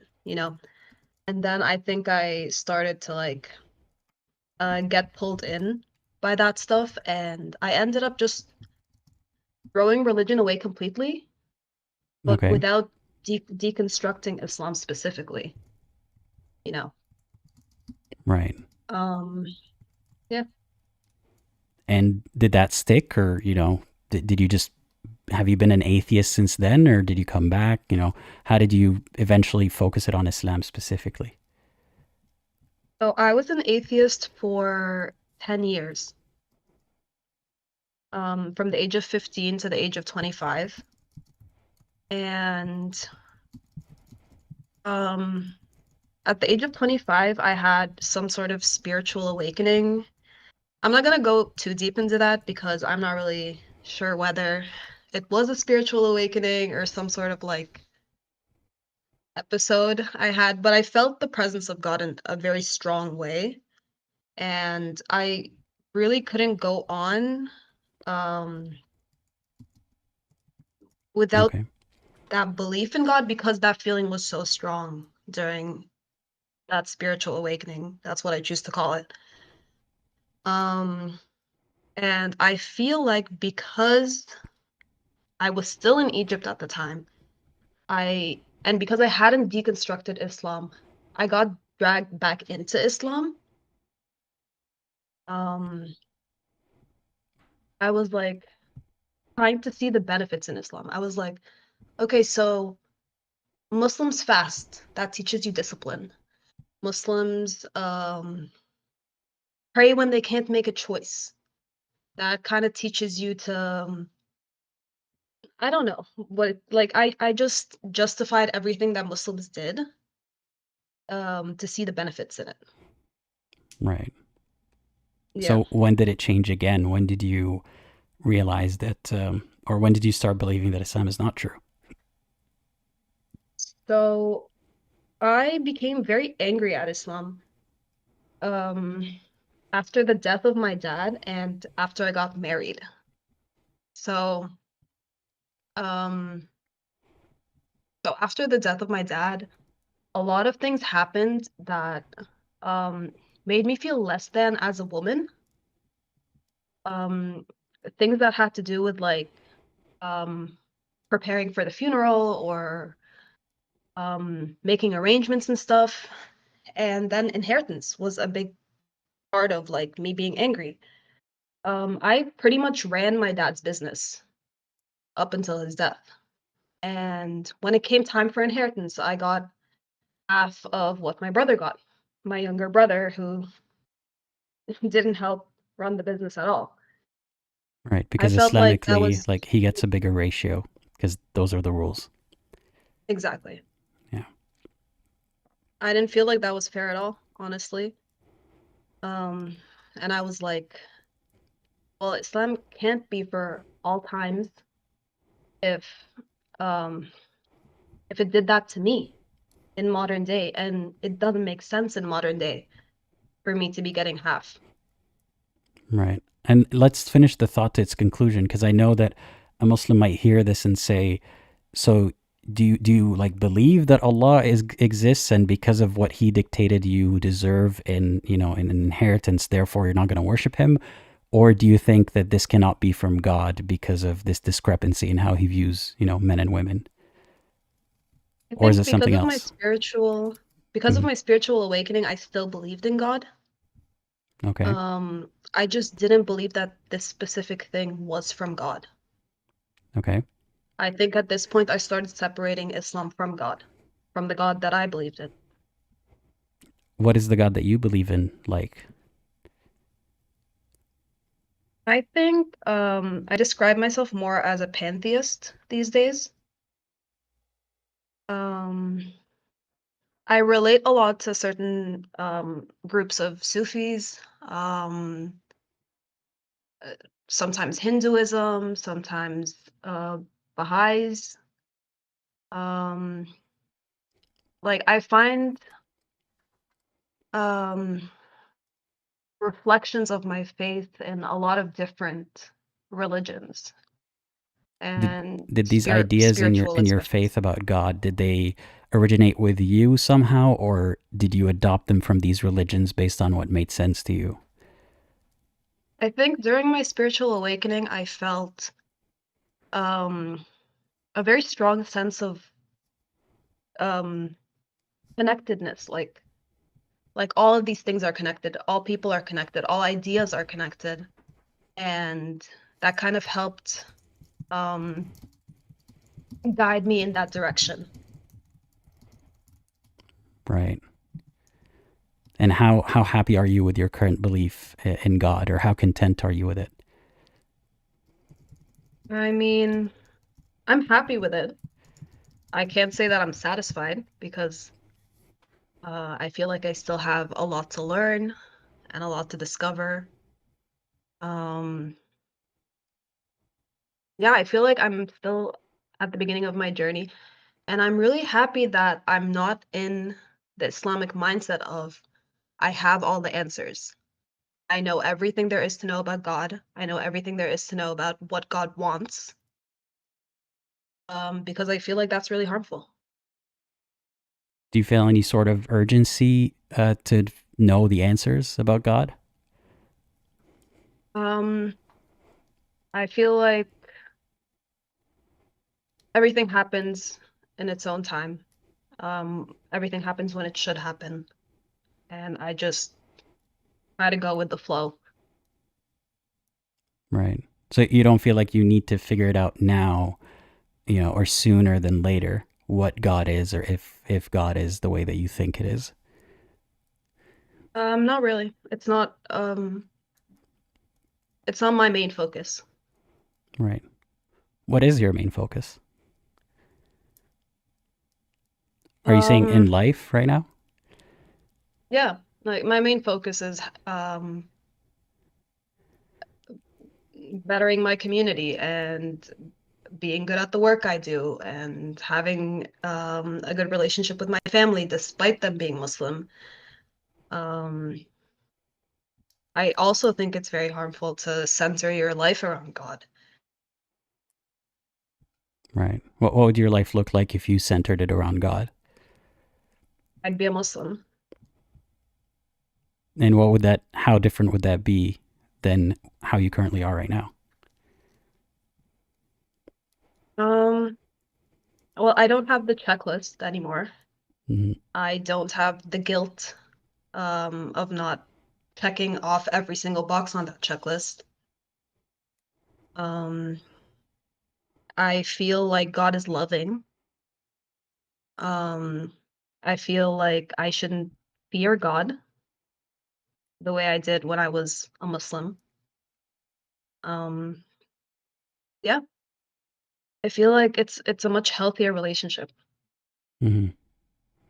Well, I can't say that I agree with you necessarily about your ideas about God, because, again, I don't know if you heard what I was talking about. I think that all ideas about God are ideas that we've heard from other people, but I don't oppose people having ideas about God or even worshiping a God, as long as, the way that you're doing it, you're not hurting yourself or other people. And it doesn't sound like that's happening for you. So I'm glad that you found something that resonates with you.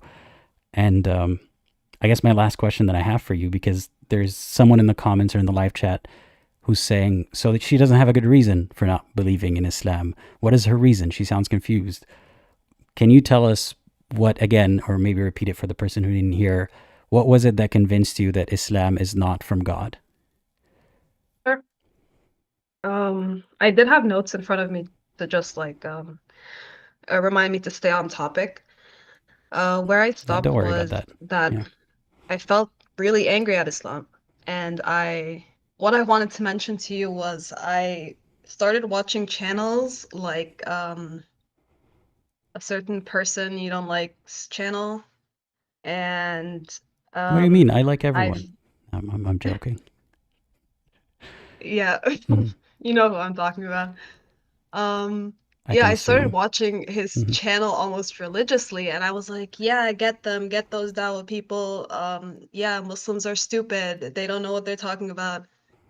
Um, and I just started having like this hatred for Islam because I found out a lot of things that I didn't know. Aisha's age, stuff about slavery, stuff about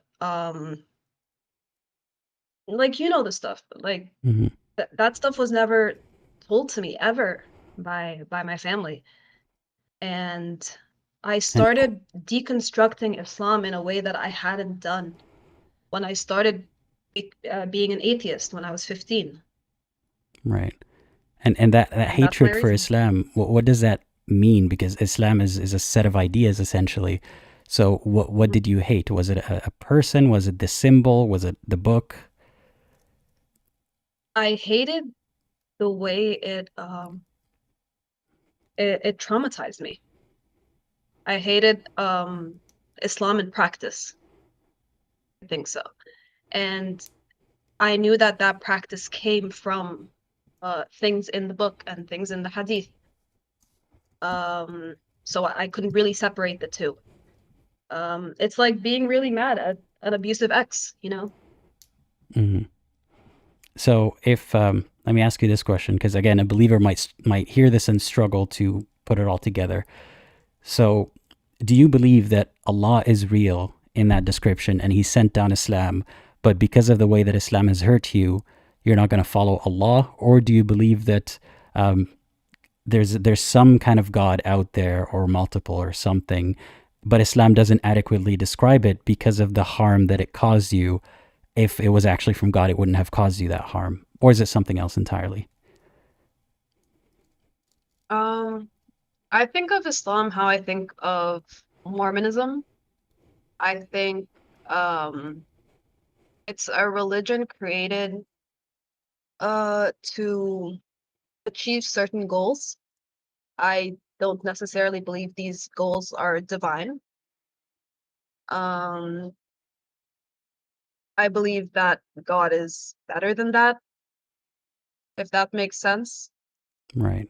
Um, yeah, I don't know if I answered your question. Yeah, that makes sense to me. Because I think sometimes a believer struggles with hearing an answer like that because they assume what you mean is you believe God is real, Allah is real, Islam is true, but you don't like it, therefore you're not going to follow it. Or because Muslims hurt you in your life, therefore you're not going to follow Allah anymore.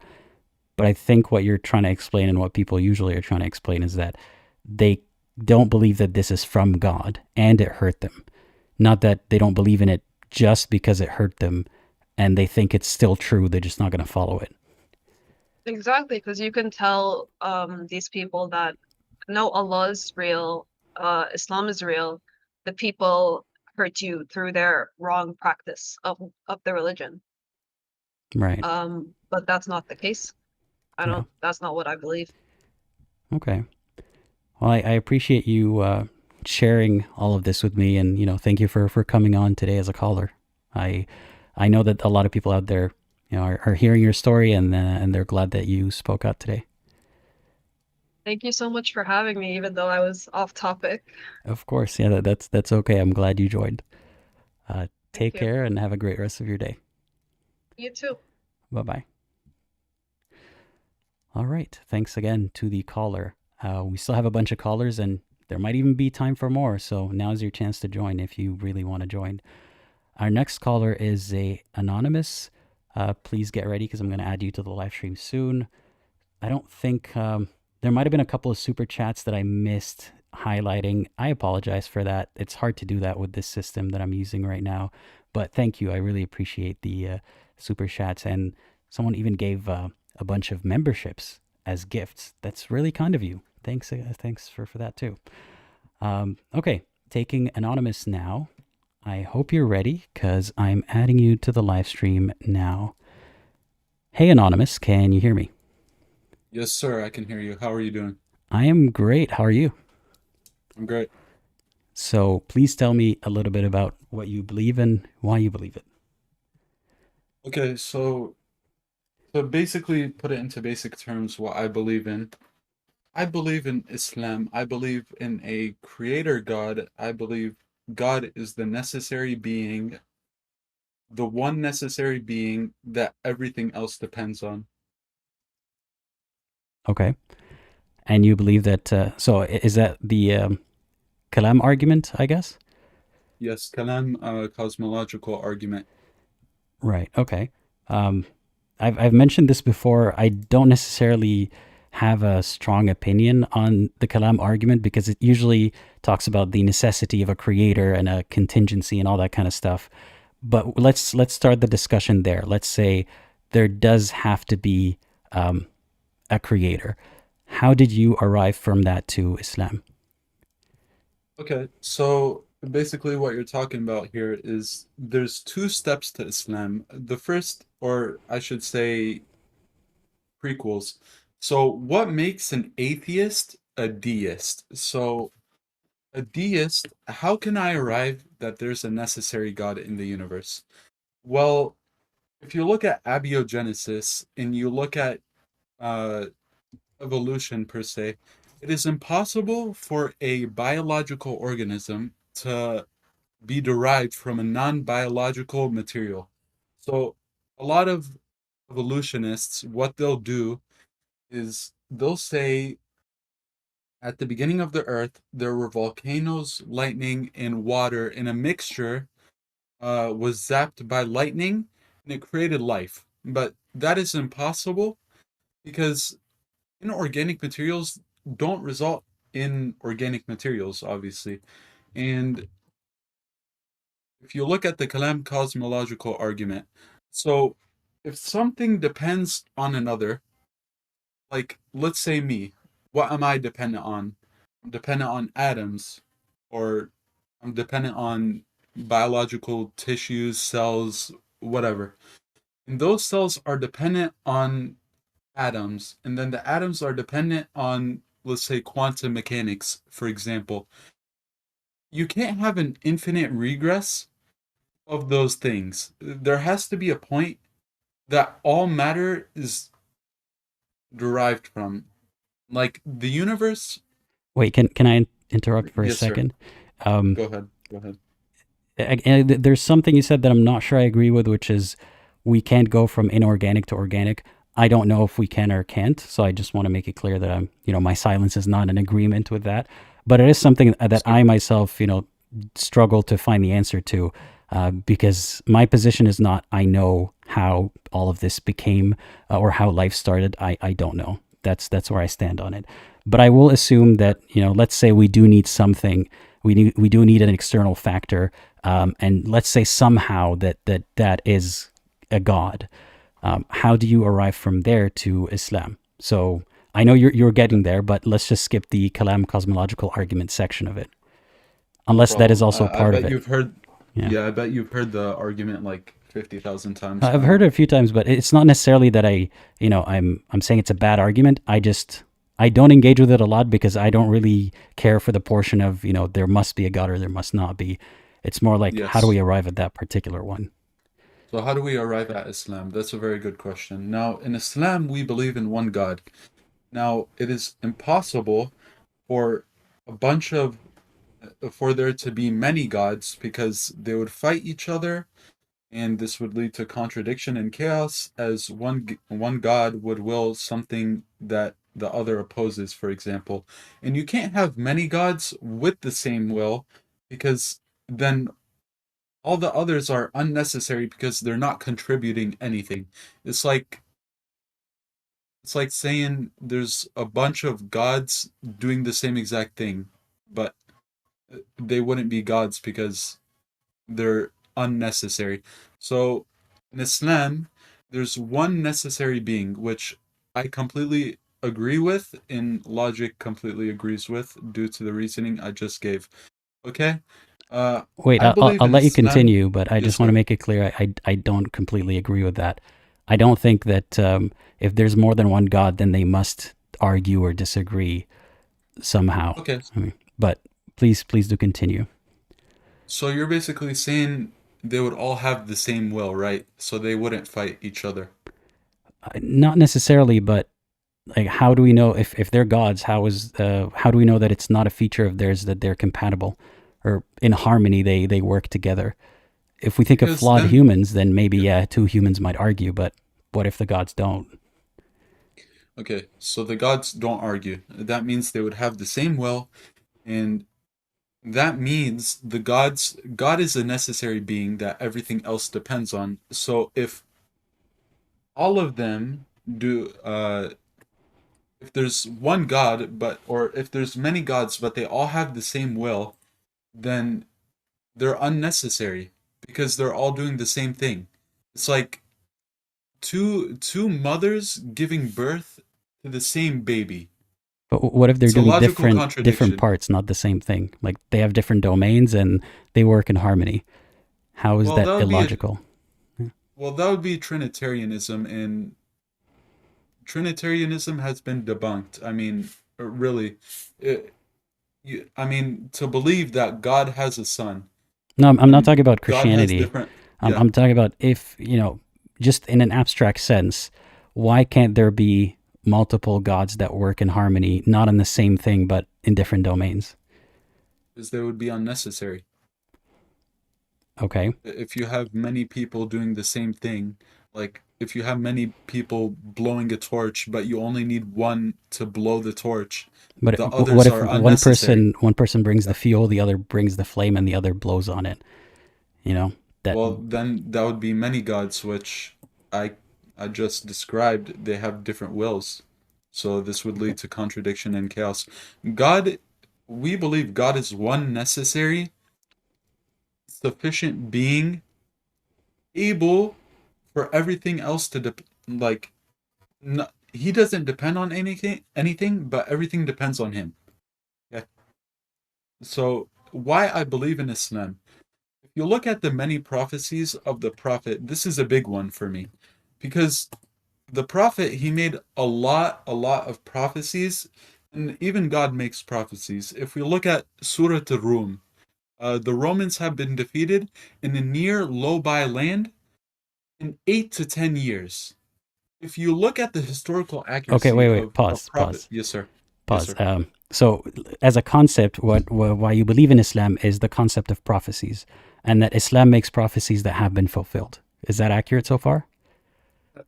Uh, that's a big one for me. It's not the only reason, but yes. Right, and that's something I want to get at too, because something that frustrates me with finding evidence or proof for Islam specifically is, hearing a bunch of different arguments that are all partially relevant, but if you knock one down, the person still believes for other reasons too.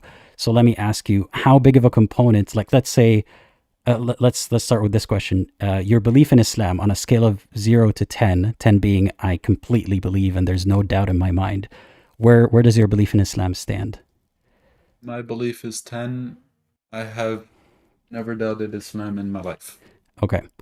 And how much of that 10 is because of prophecies? How much is that? 10 because of prophecies? I will say a good, maybe half of the belief, like a good chunk, you could say. Okay. Almost half. What else is the other half? Well, if you look at the Quran and the miraculousness of the Quran, and you analyze the structure of the Quran and the literacy of the Quran, it's impossible that an illiterate man in a desert could have, you know, constructed a book which comes for the people of the time and is such a timeless book. It doesn't contradict science at all. And I'm a very scientific man, okay? Nothing, like if science says something and a book says something else, I will not believe in the book. But the book is I don't completely think in that line. way though. Yes, sir. Science is not like science is not beyond question. Science is questioning. So if science says Exactly. something and a book disagrees with it, that doesn't mean automatically I don't believe the book, because science could be wrong still. Science is the process of figuring things out. So to me, Yeah, that's but not there's the stuff. ultimate Yeah, truth. Yeah, but there are things like I would disagree with a lot of what you said about the book. But first, I'm trying to understand where your belief comes from. And you said half of it is from approximately half is from prophecies, and then the rest of it is essentially how could an illiterate man write this book? yes, sir. Is there any component of your belief that comes from being born into the religion? Were you born into the religion or not? Yeah, I'm a Palestinian male. As you know, most of Palestine is Muslim. I think 2% is Christian or whatever. So I was born into Islam, but when I was 12 years old, I started questioning, like, how do I know this is the truth in the, like, in the American education system? I don't know if you live in America or not, but in America, they basically tell you we came from monkeys in the education system. So I started questioning, well, biology is saying this, and then religion is saying this. So I started looking into biology more, started looking into the religion, and that's why my faith is so strong. I see. Um, Again, there's a lot of what you say that I don't agree with. So I'm telling the audience, if I'm not objecting to something, it's not necessarily because I agree. It's because I want to move forward with a different point. Of course. Like I don't think that the scientific argument is that we came from monkeys necessarily, but we'll move on from that. Do you think that being born into Islam plays any amount or any role in that number? You know, your 10 out of 10 faith, is any part of it because you were born into Islam? 0%. Wallahi, wallahi, wallahi. Tomorrow I'm gonna become a kafir if there's no evidence in the religion, but there is evidence, so that's why I'm a Muslim.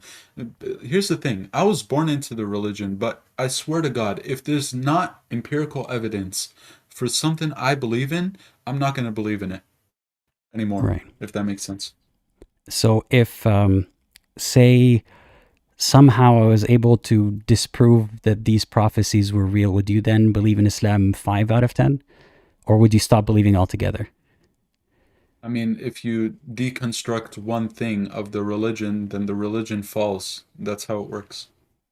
So if it's just the concept of these prophecies, if we somehow tackle it and we deconstruct it, then you wouldn't believe in Islam at all? Or would you still believe for other reasons? Yeah, if you deconstruct a prophecy, which was like, if the hadith is like 100%, what's it called? If the hadith is 100% from the Prophet, like a hadith Qudsi or something like that, where it's known, and this is a famous saying that the Prophet said it, and it turns out to be false, yeah, the religion falls, no more belief. Okay. So let's talk about the concept of a prophecy. What is a prophecy? Prophecy is someone telling you what will happen in the future. Right. So if I say in the future it will rain, is that a prophecy? I mean, yes, but the prophecy doesn't become true until it happens, if you know what I mean. Yeah. So if I say I'm making a prophecy that it's going to, it's going to rain tomorrow where I live, and it does rain tomorrow, what does that mean? Doesn't mean that it means that it's true, but it doesn't mean that you're a prophet. I mean, if you look at the prophecies of the prophet, I mean, Yeah, I guess so. So that's the amount of, question. Like, yes, sir. how do you define a prophecy that is good enough to qualify as proof of me being a prophet? Well, if you analyze statistical data and you look at history and everything, so okay, let's take history. 50 years ago, the barefooted Bedouins, which is a very famous hadith. I'm Wait, pretty but sure you before know we this talk one, right? about particular Yes, prophecies, I'm trying yeah. to understand the criteria. Like, forget the Islamic ones for a second. Just in a vacuum, what is the criteria that makes a prophecy so impressive that you would conclude that the person who said it is a prophet? Well, if the prophet said something 1400 years ago and it comes true nowadays, then I'm enticed to believe in the religion. So if I made a prophecy now and it won't come true for another 1400 years, how does this prophecy serve right now to bolster my point or prove that I'm a prophet? So you're saying basically like right now, let's say you're a prophet from God, which you're not, but let's say you are as an example, and you make prophecies about stuff that will happen 1400 years in the future. Uh, how can we prove that you're a prophet, is what you're saying, right? Yeah, or how do you know that it's like at the time of Muhammad, did they know that all these prophecies were true? So, Or did they have to wait till like now that we know that you think they're true? uh, they wouldn't know because they were born 1400 years ago, but obviously prophecies aren't the only way to believe in Islam. But Again, that's why I'm trying to yes, sir. isolate the reasons. So if you were born 1400 years ago, or I don't know, 1300 years ago, would your belief be at 50% because there are no prophecies, or would it be at 100% using all the other reasons? Well, my belief would become from 5, like from 50% of the Quran's composition, that would become 100% because I wouldn't have any other arguments to rely on. So Right. that would So just take up my whole belief. okay. So your belief is not caused by these arguments being true. It's more like these arguments fit your belief. Because otherwise your belief would only be at 50% because it's missing the prophecies section. Well, it wouldn't be at 50% because, as I said, like, truth is the truth. And if you look at it's impossible for an illiterate man in a desert to construct such a book Wait, that before we I get to wouldn't that, believe in it 100%. but But before we get to that, if that was the yeah, case, go ahead. then that would be 100% of why you believe. But if you also have to stuff in a lot of other reasons, that if you take away, your belief is still at 100%, then these things don't actually play into your beliefs. They're more like confirming your beliefs. I'm not necessarily sure I agree with that, but here, So in like, a sense, like, does a Muslim now have more proof of Islam than someone who lived, 100 years after the Prophet? they have more confirming truths about the religion, but there were still evidences for the religion back then. So, But nowadays, mhm. I don't think it's like reasonable. I don't know if you're getting my point. Like, I'm very bad with talking. Sorry about that. But That's okay. You sound pretty good. Yeah. thanks. But so, here, give me a second. If you take a prophecy and it becomes true 1400 years ago, then that's like very big evidence that you're a prophet. Like, I don't know what else to tell you. Like, you're saying part of your belief comes from the prophecies, but let's say the prophecies weren't there, then the other 50% would become the 100% of my belief. As Right. So, in that yeah, sense, it's not that these are proofs that you build your beliefs on. It's more like the belief is the belief, and these proofs fill the vacuum to be 100%. you've got a base understanding, but sure. So I'll tell you, for example, why I don't find prophecies to be compelling. Um, a prophecy, to begin with, like if I were to set specific criteria for a prophecy, then it would start to be a bit more impressive. But if I were to say that, someday people, like that hadith, people who are barefoot and naked will start to build taller buildings, that is a vague prophecy that has always applied since before Muhammad. I mean, when you talk about, for example, the ancient Egyptians, compared to what we look like today, they look pretty naked, right? And I bet a lot of them would walk around more naked than we do today. So even before Muhammad was born, that prophecy is somehow fulfilled, that they were building taller buildings. Have you not seen how large their temples and, monuments can be? So it doesn't really impress me. It's a vague prophecy. That's understandable, but if you look at the Burj Khalifa and you look at Saudi Arabia, they're literally competing in building. Like, it is word for word as the prophecy But is saying. haven't been people doing that Barefooted since before is Islam? yes, they were building like different housing, And different competing on like who can build the monuments. tallest, like kings have been, competing on mega projects for a long time. Not to the degree that it is now. Well, obviously If now you we have look, technology so it can build taller, but even then their there fierceness you and go. competition was high, right? Not as much as it is now. If anything, I could argue even more. I mean, look at the pyramids, for example.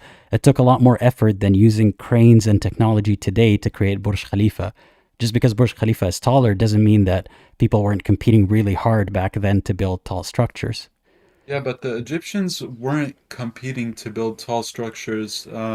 The ancient Egyptians believed that they themselves would ascend through the skies and the heavens through these structures. So I don't think if you it look was in it was the mostly for like the kings and like what they saw as gods, I guess. But there are other structures throughout history that people have built to compete, or to show off the wealth or the power of their nation.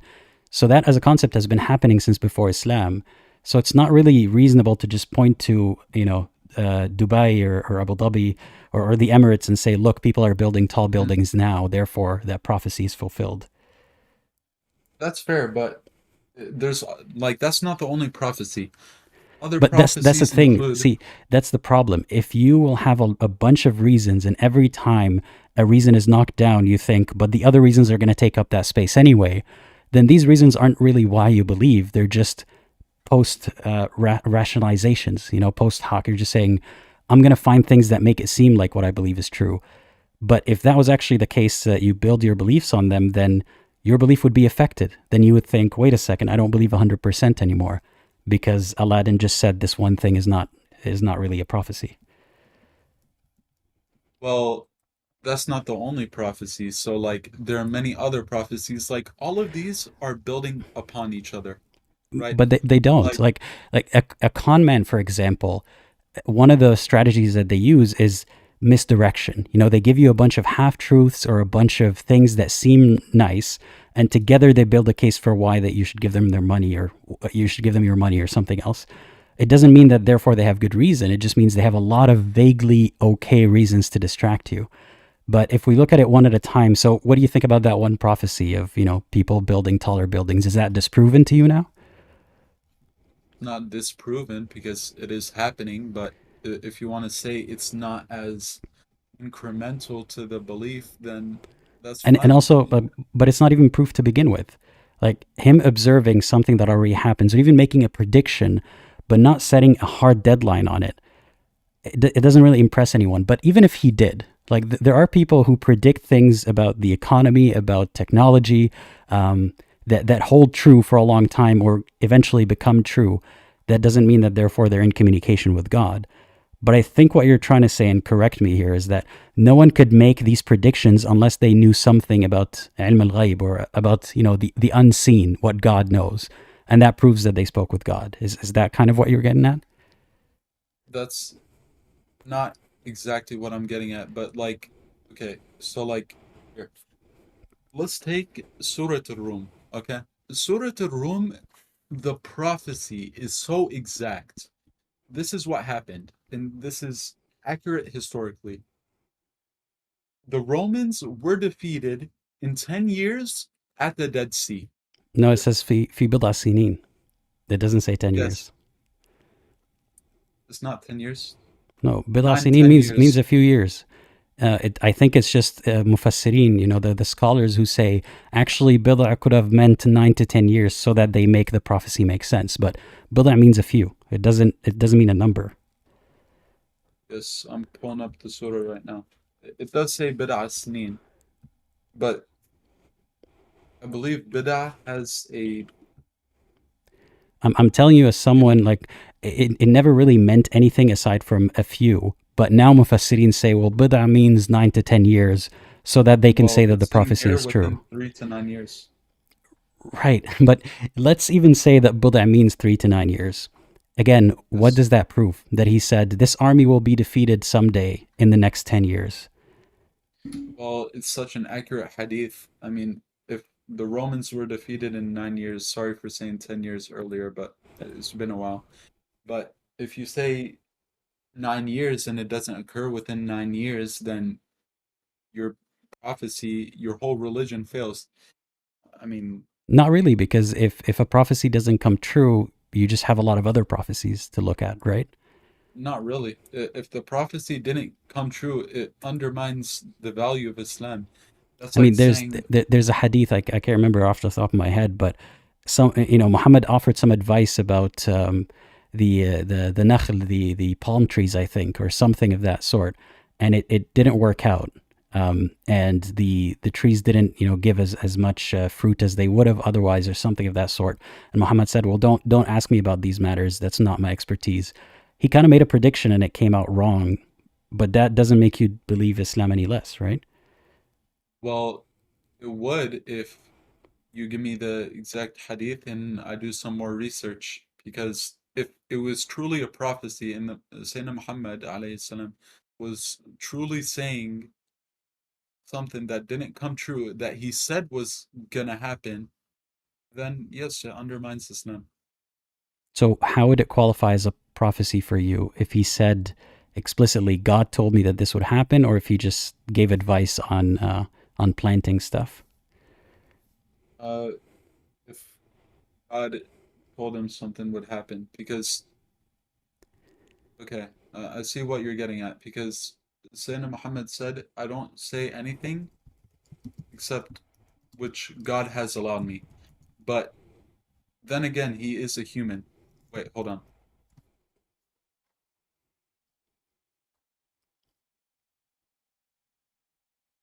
Before you find the hadith, if you were to find it and find out that he gave bad advice, right? Would you then think, well, that's because he was human, not because he's not a prophet? Well, is the hadith 100%? I mean, nothing's 100%, but if I remember correctly, it's sahih. But let's just say it is a sahih hadith, right? Let's say Yes. it's a sahih hadith, and that did happen. Or like, for example, like there was a time when he told people to go drink camel urine for health benefits. I think you and I know that that's not really healthy to drink camel urine. Would you count that as a prediction that was wrong, or a mistake that he made, or just a human flaw, or what? Well, I don't know the hadith you're talking about with camel urine, but if a I mean, chemical in the future is discovered to have good properties within the urine, then but you see how yeah. far you're willing to go. Like, you're willing to assume that if you find that hadith, right, and it is sahih, if the prophet said drink camel urine, then you're gonna wait until maybe someday, or you're open to the possibility that someday science will discover something healthy about camel's urine to fulfill that prophecy or that prediction. But that's not how you think about anything else in the world. You don't just assume it's true until it's proven otherwise. But I believe it's true.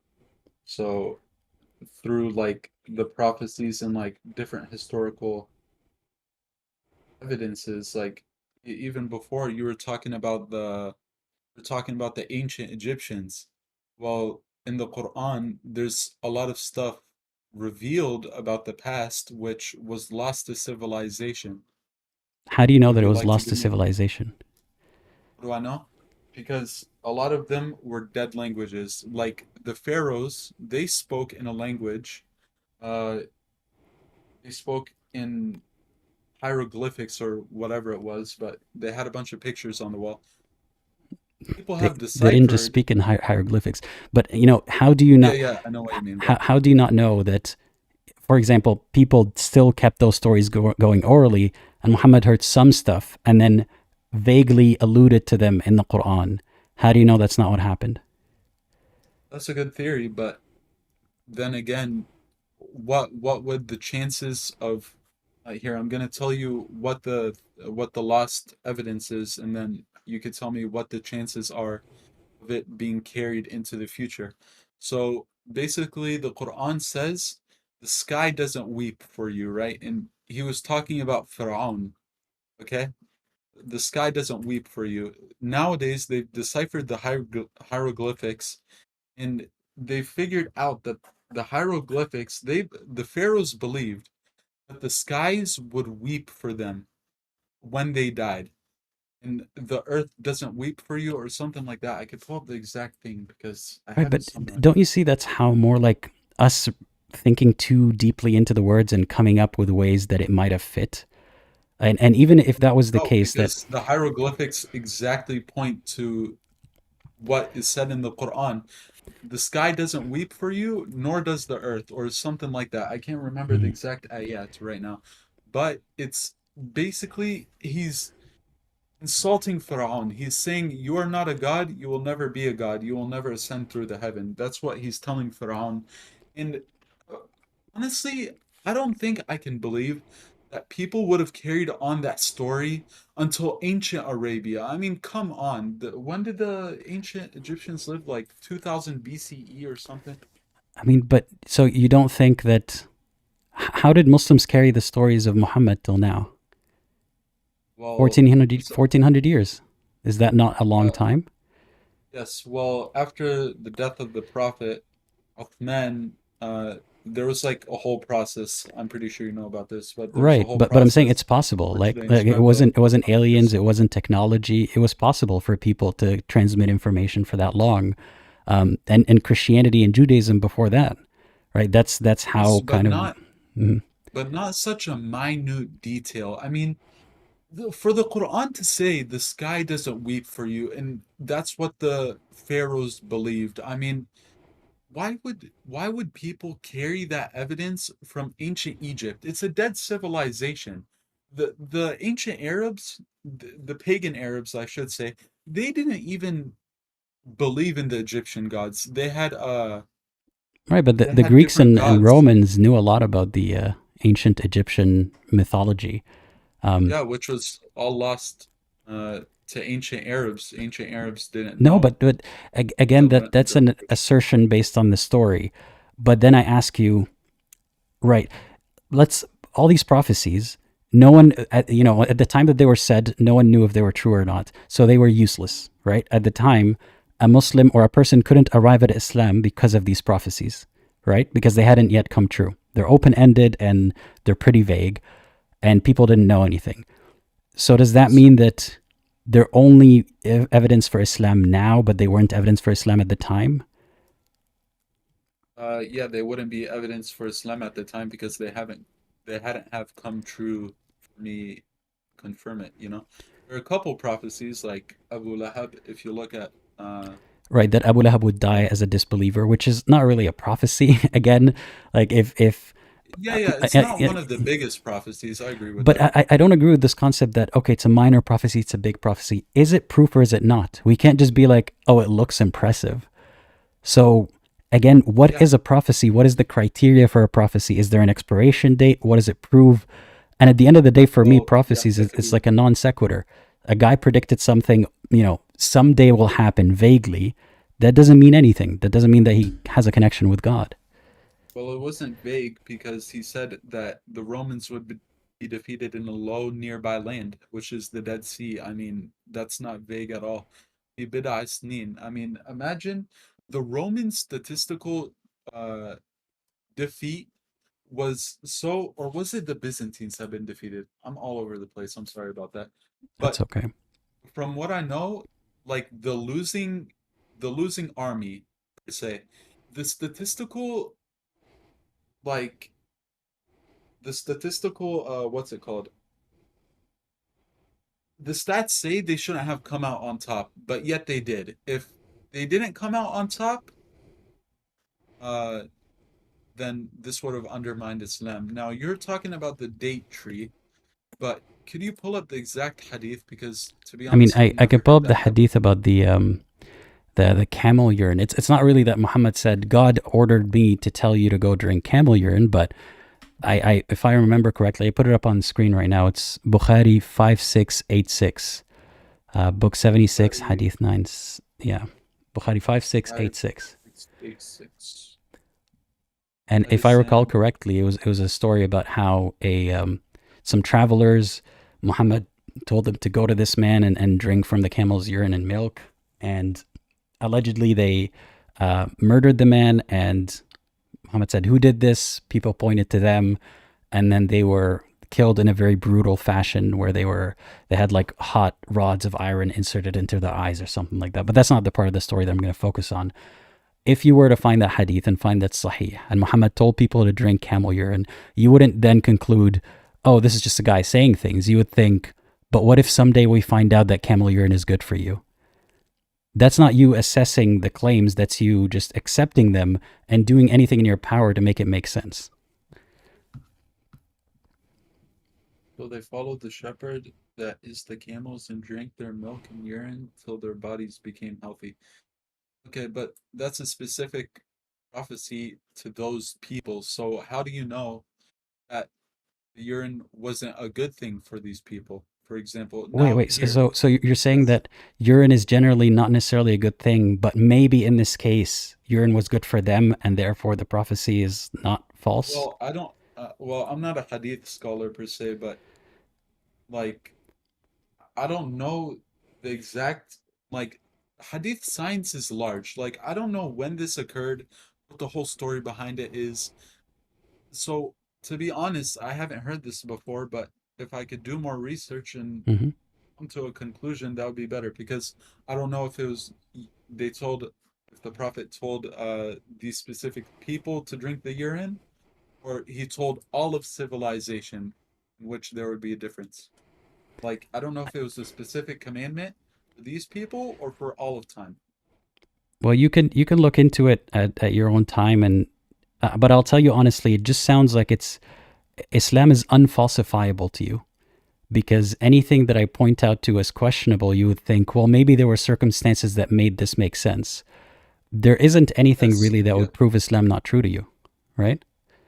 Well, it's like when some apostates say that the sun goes behind the throne of Allah every night. Like you've heard that hadith before, right? Right. So how do we know it's not metaphysical? I mean, there's so much that people assume, and I how mean, do you know but it's not? metaphysical means Yes. nothing. But if anything, okay, let's say it's metaphysical. What does it mean every night? Because the sun and the earth, like it only from our perspective sets, and not everywhere in the world. There are places where the sun doesn't set for a certain part of the year. But so what is day and night?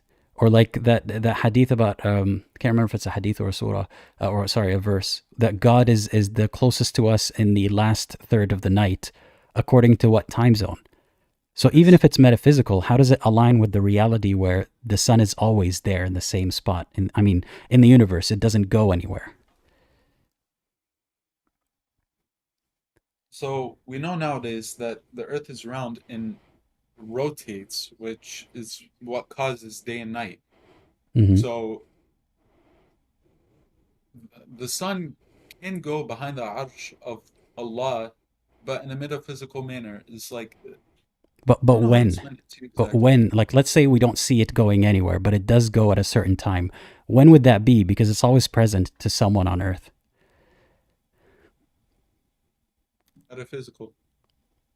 That's not even just metaphysical. Like, again, metaphysical would mean that it's doing it in another dimension. Kind of like there might be jinn right next to me here and I can't see it because it's another, dimension or something of this sort. But what time does that happen if the sun is always, like, from someone's perspective somewhere on Earth, the sun is always there? When does it go? Honestly, I don't know how to respond to that. Can you explain to me what does metaphysical mean? Metaphysical is something you can't see. So, like, Allah says the sun goes behind his throne every night. I can't see it. So, like, So, okay. it's unfalsifiable. You can't determine whether it's true or false because I can't observe it, nor can you. Right, but we So, can we can see a flaw in that statement that it goes every night because we know that yes, from an outsider's perspective there is no such a thing as night. It's only from a person's perspective on a singular point on Earth. I So even agree, but metaphysically, like there is no night for the sun to go away during. how do you know that? What do you mean how I know that? I mean time is Because you is said physical. no, no, you said metaphysically. So how do you know that? How do you know metaphysically there isn't a night? When is that night? I don't know. It's metaphysical. Metaphysical is just it sounds like you're using it as a word to mean I don't have to deal with this logical problem. Yes, because it's not a logical problem. But it is. You can't just point to every logical problem and say metaphysically, therefore, I don't have to think about it. But if the sun goes somewhere, even if we can't see it, say the physical sun just disappears from our view, but metaphysically the sun goes behind God's arsh, what time does that happen if the sun is always not setting? The sun is always I, there. I don't know, and you don't know. So it doesn't mean it's not true. It's just we don't know. But if you point to everything that sounds impossible or illogical and say, we don't know it happens metaphysically, then how can you ever disprove your faith? Through stuff that is obvious and Stuff that is obvious? What does that mean?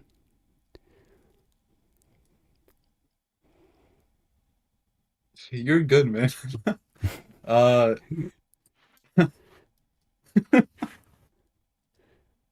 What am I good at? like your wording is really good. I'm not trying to trap you or anything. I'm trying to finish the thought, finish it to a conclusion. Yeah. I don't know. Like I'd have to do. That's okay. There's no Sorry. pressure. Yeah, I'd have to do more research about this thing, but to say that it doesn't happen because we can't see it is my main argument. Like you can't prove it doesn't happen, and I can't prove that it does happen empirically and with material evidence. So it's But like can we? some people Yeah. it's like some people in the chat saying that the sun sets in a murky spring. Well, it doesn't. And I think the Arabians, they definitely knew that the sun didn't set in a murky spring. It was just how it appeared to Dhul Qarnayn in Surah Al-Kahf. There's actually a hadith where Muhammad explicitly says, I mean, if we want to talk about the verse, وَجَدَهَا تَغْرُبُ فِي عَيْنٍ حَمِئَةٍ, the wording is he found it setting in a muddy spring. And then the next part is وَوَجَدَ عِنْدَهَا قَوْمًا, and he found there a people. So if we want to say that it appeared to him like it was setting in a muddy spring, it would also mean it appeared to him that there was there a people. But that's not the case. He found people, just like he found the sun. But even if we ignore that verse, there's a hadith where Muhammad explicitly starts a conversation with someone and says, do you know where the sun sets? And the person said, no, I don't. And Muhammad said, it sets in a muddy spring. Like he said that very explicitly. If you were to find that hadith, I can't pull it up right now, but if you were to find it, Okay, would that's that no affect your faith in any way? Depends. I mean, On I'd what? have to take a look at the hadith, see if it's sahih, first of all, and then see what the context behind it was, and then we'll go from there. So you don't have to give an answer right now, on how your belief is different. I'm just saying, hypothetically, if you find that hadith and it goes exactly how I tell you, is that Muhammad said explicitly, it sets in a muddy spring, would that affect your faith?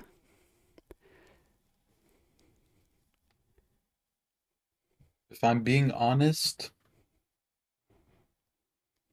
I don't think so, because there are many.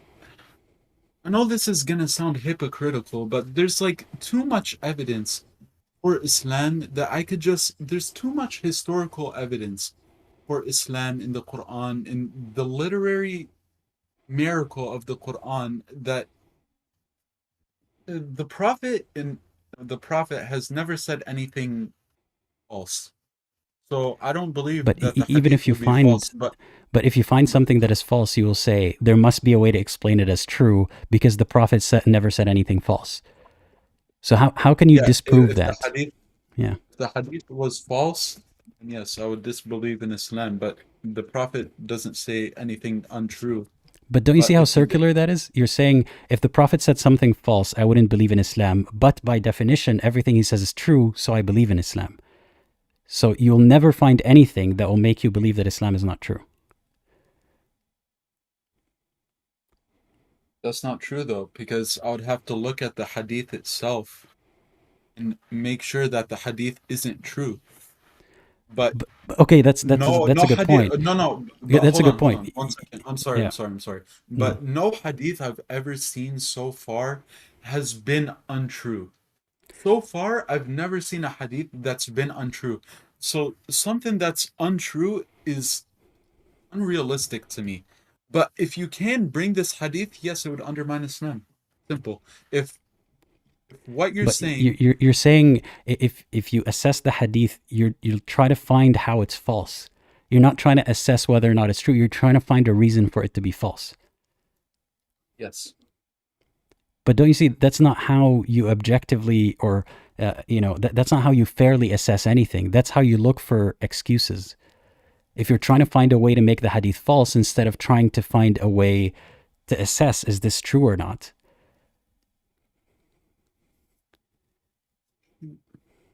Wait, am I still in? Yes, I'm Yeah, still yeah. in. Sorry about that.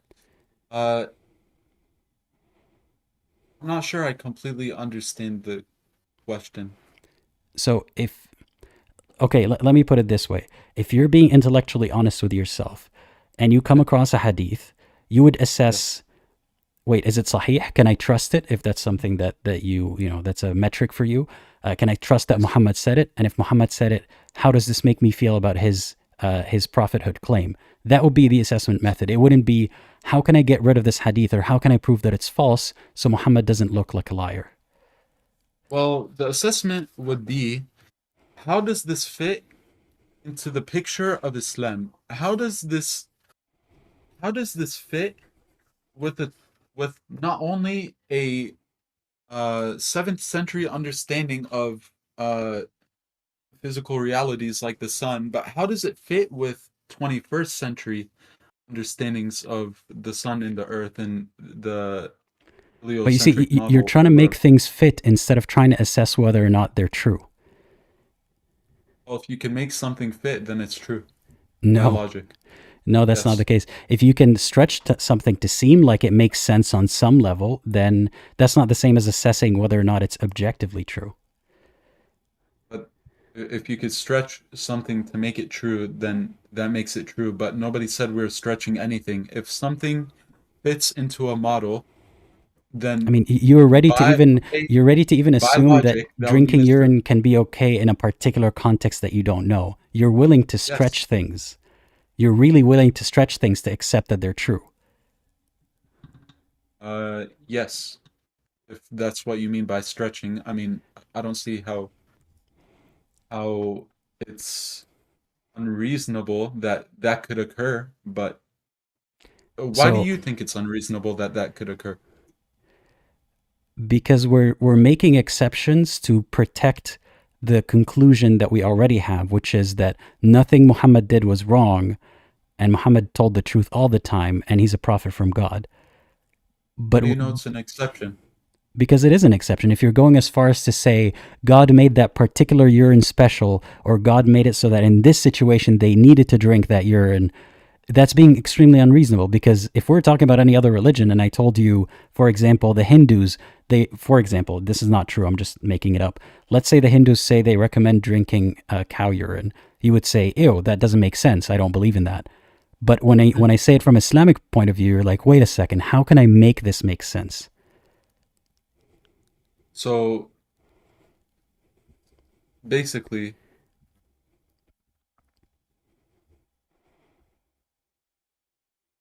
okay, so this is what I'm gonna say in this particular context. If it fits, then it's true, and nothing else. Like, here's the thing. If I say Hindu, like, for example, like you brought up the Hindus. If I went to a Hindu and I said, you're drinking cow urine, but his religion was the true religion, then I would be the stupid one. Because the religion is true. Like, it doesn't matter whether something is irregular or I think it's irregular. If it's the truth, then it's the truth, and then I'm the stupid one, or think it's Right, but disgusting. you would probably have a visceral reaction to any religion telling you, or a prophet of any religion mentioning drinking urine, right? You would think that is gross. Well, that's I can't believe that. well, that's not exactly, but it's like, I'll give you a very famous example. Prophet Ibrahim, he was instructed by God to kill his son, right? And uh, then he was gonna do it. Does that mean that since it's such like since it's such an out of ordinary action, and since it's not typical for God to make someone do that, to kill their own son, does that undermine belief in God? I don't think it does. I mean, that's a whole other story that we get into, questioning. Not really. Yeah, I mean, I have issues with that story. What is disgusting is subjective to every human. Right. What I'm saying is, I don't think that you're being consistent, because I imagine as a human being, your reaction to someone saying drink some urine would be different whether or not that someone is your prophet. If That's what it I'm was saying. my prophet and he was telling me to drink cow urine, then yes, I would drink cow urine. And do you think But that I don't this, think he's telling us nowadays we should drink cow urine. I don't know the full context of the hadith to be able to report back on right, that. what I'm saying is you make an exception for anything that Muhammad does to make it make sense. You try your best to make it make sense instead of actually assessing, does this make sense on its own? I don't think you're being consistent in how you view other religions or other beliefs and your own. Well, other religions you can't really prove it, so I mean, you can't I prove don't Islam even either. delve into it. I just did. Well, or it makes sense to me. How so? It makes sense in the historical evidences line up, the prophecies line up, even if you don't believe in them, they line up, and the literary miracle of the Quran, it all lines Okay, up to let's talk about that for a second. Do you understand Arabic? I do understand Arabic. Like on a like native level? Like, can you speak Arabic? Do you like you didn't even know that bid'ah, for example, doesn't mean 3 to 9? So I'm assuming that you're taking other people's word for it, that there's linguistic eloquence. But have you assessed that yourself? So I'm Palestinian, so my Arabic is kind of broken to Mhm. say, And but I I don't want to have shame a you for that, base by the on way. yes, I sir. want to make Yeah, I want yeah. to make that clear. I'm not shaming you for like not knowing enough No, Arabic, no, of course, but I'm of asking, course. did you use your understanding of the language to assess this linguistic claim, or do you believe other Muslims that say it's linguistically miraculous? I I believe that it's a linguistic miracle based on what I've seen of it, if that makes sense. So I know a little bit of French, a very small amount. If I were to pick up a French book and say, this is very linguistically articulate, I don't think I'm qualified to say that because I don't know enough French. But you're saying this book is so linguistically articulate, even though you don't know the language all that well, enough that you believe in God because of that book. Is that actually true, or do you just believe what other people say about it being linguistically miraculous? Well, both, because like from what I've assessed from the Quran in like there's like I've done some research. It's like basic research, but there seems to be a ring composition to the Quran. Like like the way it's constructed, like the rings of the Quran. I don't know. It's been a while, but uh, there's But like a ring if a book has composition a to ring the yes, sir. composition, whatever that, if a book has a ring composition, does that mean that it's miraculous or from God? I mean, yes, because the ayat they came down in a fashion in which it was to answer the people of Mecca. So if Forget all you, of that background. We're just talking about a book in a vacuum. If I gave you a book and I said, look, the verses are circular, they have a ring composition, what does that mean? Is that proof of God in any way? uh, depends on the book, which No, like you're if saying in a vacuum, but yeah, the in a Quran vacuum. wasn't. Yeah, If but that is, but you're using that as proof that it is linguistically miraculous. If a book has a ring composition, does that mean that that is miraculous? I mean, not necessarily. But the thing is, you're trying to compare the Quran to just any literary work. I mean, But if that's you the thing. look, I'm trying to understand what makes the Quran, not just any literary work. And you can't just make exceptions for it and say, well, you can't just look at this one criteria because the Quran is not like any other book. But if I'm starting from a position of not knowing that the Quran is miraculous, how do you convince me that it's miraculous? If I gave you a different book and I said it's ring structure, is that miraculous? not necessarily. I mean, if you have to look at the circumstance of the book, it was revealed to Prophet Muhammad in stages. So if you look at the Quran signs and stuff like that, the people, one second, sorry. The people themselves were like, they needed the people themselves of Mecca, they needed guidance. So when the Quran comes down, it came down in specific parts. And then when you compose it all together, it becomes a ring structure. Not just that, uh, the like, let's But say you're not telling me in a things that yes, prove, like, again, you're telling a human this who's not already Muslim, and you're saying, look, this book has a ring structure. Do you think that is compelling evidence to make them believe that it's miraculous? probably not. But that's not the only part of the Quran. Like, again, I'm not the But biggest. isn't that similar to like giving me 10 or 15 reasons and none of them are actually reasons on their own, but together they're somewhat of a good reason, you think? Like if every time I look at a particular feature or a particular proof and I say that's not proof, you say, well, there's others. And we do that with every single thing. Where is the actual definitive proof? Through the historical evidence. Like, that's another big one for me. Like, the historical evidence, like, here, I've been watching this YouTube channel recently. His name is Many Prophets, One Message. If you look at the historical claims that the guy is saying on there, and he's like Can you in quote one of touch with them? history. Uh, yes. So a Like big one what is, does a historical claim mean for proof? I don't understand the concept. so let's say Surat al so this guy, Many Prophets, One Message, the YouTuber, he talks about ancient Babylonia per se. And he talks about Harut and Marut in the secrets of dark magic. The Quran talks about an angel called Marut. If you look at the Babylonian history, eventually the Babylonians come to worship a god named Marduk, which is very similar to Marut, and he has many of the attributes of Marut. So Harut and Marut, I'm pretty sure, isn't in any other book, so it's impossible for the prophet to have derived this a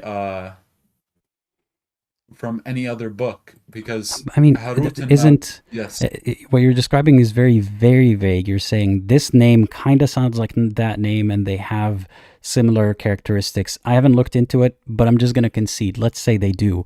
Is it impossible that it was transmitted? Again, it's mutated. It's not really a one-to-one transmission, but isn't it possible that it was just transmitted by people through word of mouth and Muhammad heard it somewhere? then again, like transmitting a minute detail like that, like the ancient Babylonians Are you saying it's worshipped a impossible? god named, it's not impossible. So it's not impossible that Muhammad got it from hearing it somewhere. Highly, highly unlikely. So are you saying that And Islam is highly likely true or Islam is absolutely true? absolutely true. I mean, if How you do you look at arrive the from, okay, because I feel like most of the proof that you're providing me is how could it be any other way? It's so unlikely that Muhammad would have heard this. But when I press you on it, you say, well, he could have heard it from somewhere else. Maybe it's not likely, but somehow you're absolutely sure that he didn't hear it from somewhere else. Can I be honest with you, brother? Like, Mhm. to be honest, you kind of cooked me in this debate, and I wasn't expecting an apostate to be like as articulate with his speech as you, but I promise you, I will come next time way more prepared if you allow me to come on next time, but No, I'll you're come welcome to more come prepared. back, but I don't want you to look at it as like, an argument that I won or something. Of And course. I don't want it to be for the sake of proving it to me. It's to prove it to yourself. Yes. Well, I completely believe in Islam. The statistical data shows like for that.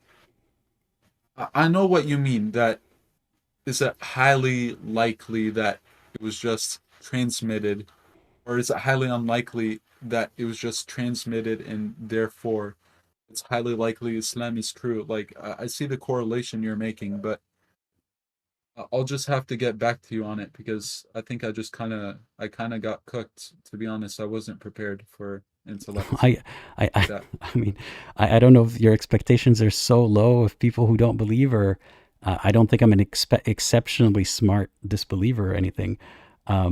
But anyway, no, You know more than me, I will say. You know more than me. no, and again, I don't want the point to be that like I won or you're cooked or anything like that. I'm asking you questions to sort of try to pin down where your belief comes from. And I gotta say, by the way, I've enjoyed this chat. You've been very respectful. I hope I didn't sound too, I don't know, arrogant or talking over you or anything. But I still like, I want you to notice that there are things that you say that you don't actually believe for the reasons that you believe.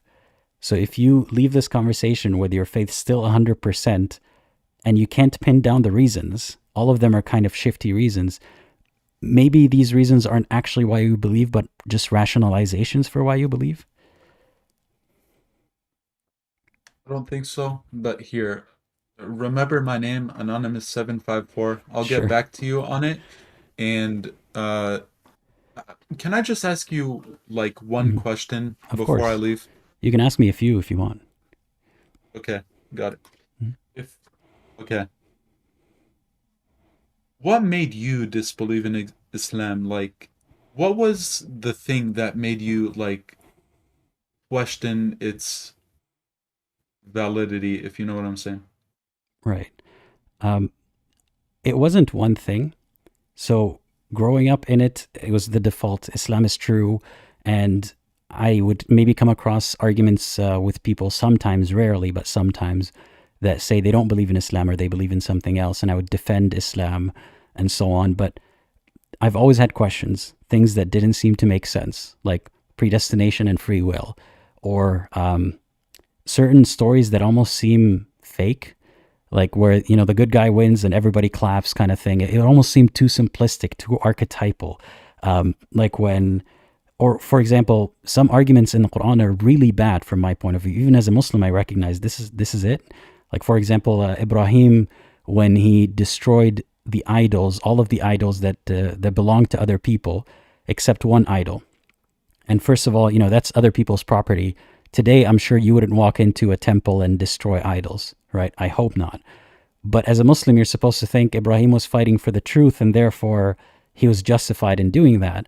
But I was thinking from an outsider's perspective, if this guy came to my town and say Mecca and destroyed the Kaaba because he says that he has the truth, I would think, what a jerk, Like even if he is true, he does have the truth. How am I expected to follow him when he just destroyed something I hold so near and dear to my heart? And then the Well, argument, yeah, go ahead. sorry, but I'll just like comment real quick.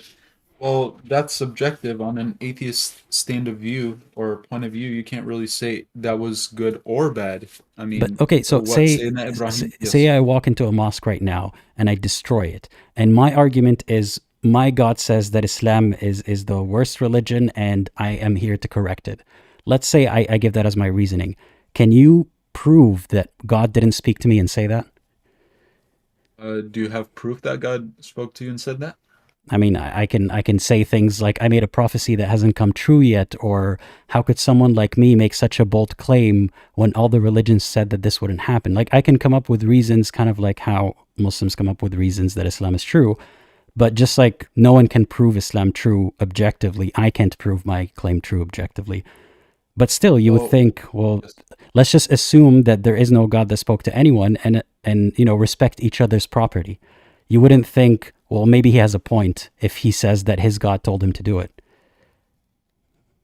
Well, I don't really see how that contributes to your argument, but But anyway, point is, like, I saw how from an outsider's perspective, like, yes, as a Muslim, I could justify Ibrahim destroying the idols, but as a non-Muslim, if anything, it would push me away from believing this man, and I would hate it if someone did that to me. So does Allah not understand human psychology? Why does Allah expect this to work? It sounded more like a self-congratulatory story than actually what a good man would do in that situation. And then his evidence was, or his argument, he put that axe around the last idol's neck, and he joked and said, ask the idol, maybe he did it. And it was supposed to be a good argument, as if to say, look at how helpless these idols are. They're just made out of stone. How could you worship them? When that's not really what polytheism is. I don't think that they believe that the physical statues are actually gods. They're just a representation that they pray through to God. But I could do the same thing with the Kaaba. I could go destroy the Kaaba and say, where's your God now? Allah didn't stop me, therefore Islam is not true. It's a bad argument. So there Well, was, yeah. I'm pretty sure they believed that there was a God. I'll have to read the But story, but again, like from an outsider's perspective, that's a story that came from the winner's side. Like those people may not have even existed, but that's a story that's in Islam. And even within that story, I find it to be a very simplistic and flawed story, because that is, again, that is not proof. Even if I went and I destroyed the Kaaba, which is supposedly God's house and God protects it, which has happened in the past, by the way, Muslims wouldn't think, wait a second, you made a good argument. God didn't protect the Kaaba, therefore Islam is false. But that's how the Quran expects us to react, or expects the polytheists to react to their idols being destroyed and Ibrahim putting the axe on the last one. So essentially, the more that I looked at Islam and I thought, what would an outsider think of this? Would it convince them, or does it just seem convincing to me because I already believe in it? The more I realized there is no proof for Islam. And yeah, eventually all of these things and all of the problems that I found that I kept trying to rationalize, I realized the simplest explanation is that all of these flaws are actually flaws because Islam is not perfect, because it did not come from God. And that's how I stopped believing in it. so are you a deist or an atheist? I always struggle to answer that, because when I say atheist, people think I mean I'm saying there is no God and the Big Bang started everything and so on and so forth. But I'm an atheist in the sense that I think every God idea is an idea we heard from other humans, so it's man-made. Well, wait. So you believe God is man-made? I think the descriptions that So, we have of God are all man-made. well, how can it be man-made that something that didn't have a cause and is like necessary for everything else to exist upon, and No, I'm saying that is that thing may or may not be real. I'm not saying that thing is definitely not real. It may not even be a thing with intentions or wanting to be worshipped. That may be all real, but every idea we have about God is an idea that came from other humans. So I don't make a but statement you on can whether or derive not your there's a contingent or not, sorry, non-contingent, an independent creator. I don't make any arguments about that. All I'm saying is that every idea we have about about God is a man-made idea. you can still derive an argument from the stuff they're saying. I mean, the cosmological argument, basically what it's saying, something exists and stuff can't exist on other stuff in an infinite chain, therefore a necessary being exists. I mean, for what I'm saying reason would a necessary being mhm. Go ahead. for what reason would a necessary being create existence except for us to worship him? I mean, But like a that's necessary. not a logical jump that we can make. This also sounds like, it sounds like the same kind of proof as like, why else would Muhammad say this, or how else would he know this? Why else would God create? We haven't eliminated every possibility ever to arrive at, therefore it must be because it created us to worship it. So we don't know.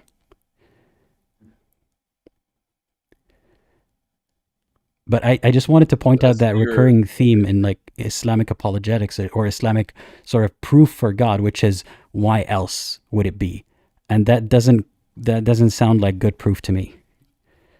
so it's not sufficient for you. Okay, that's Yeah, okay. because I mean, Here, imagine a God that created everything just because it was bored, or just to see what would happen. Is that logically impossible? God could do whatever he wants. Let's assume I agree with that. So that doesn't mean that necessarily it has to speak with us. Necessarily, it doesn't have to speak with us. You're correct. Right. But part of the reasoning that you might adopt, which is why else would it create us, is implicitly saying necessarily it has to speak with us, because why else would it create us? I don't think it makes sense for a creator to create something and then detach from its creation. Okay, But then that's again, great. I'm not God, so I don't understand.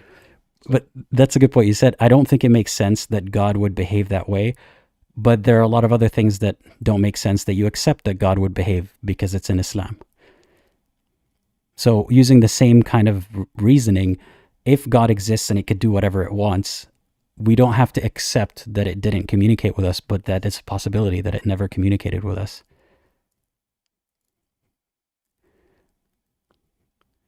so I don't.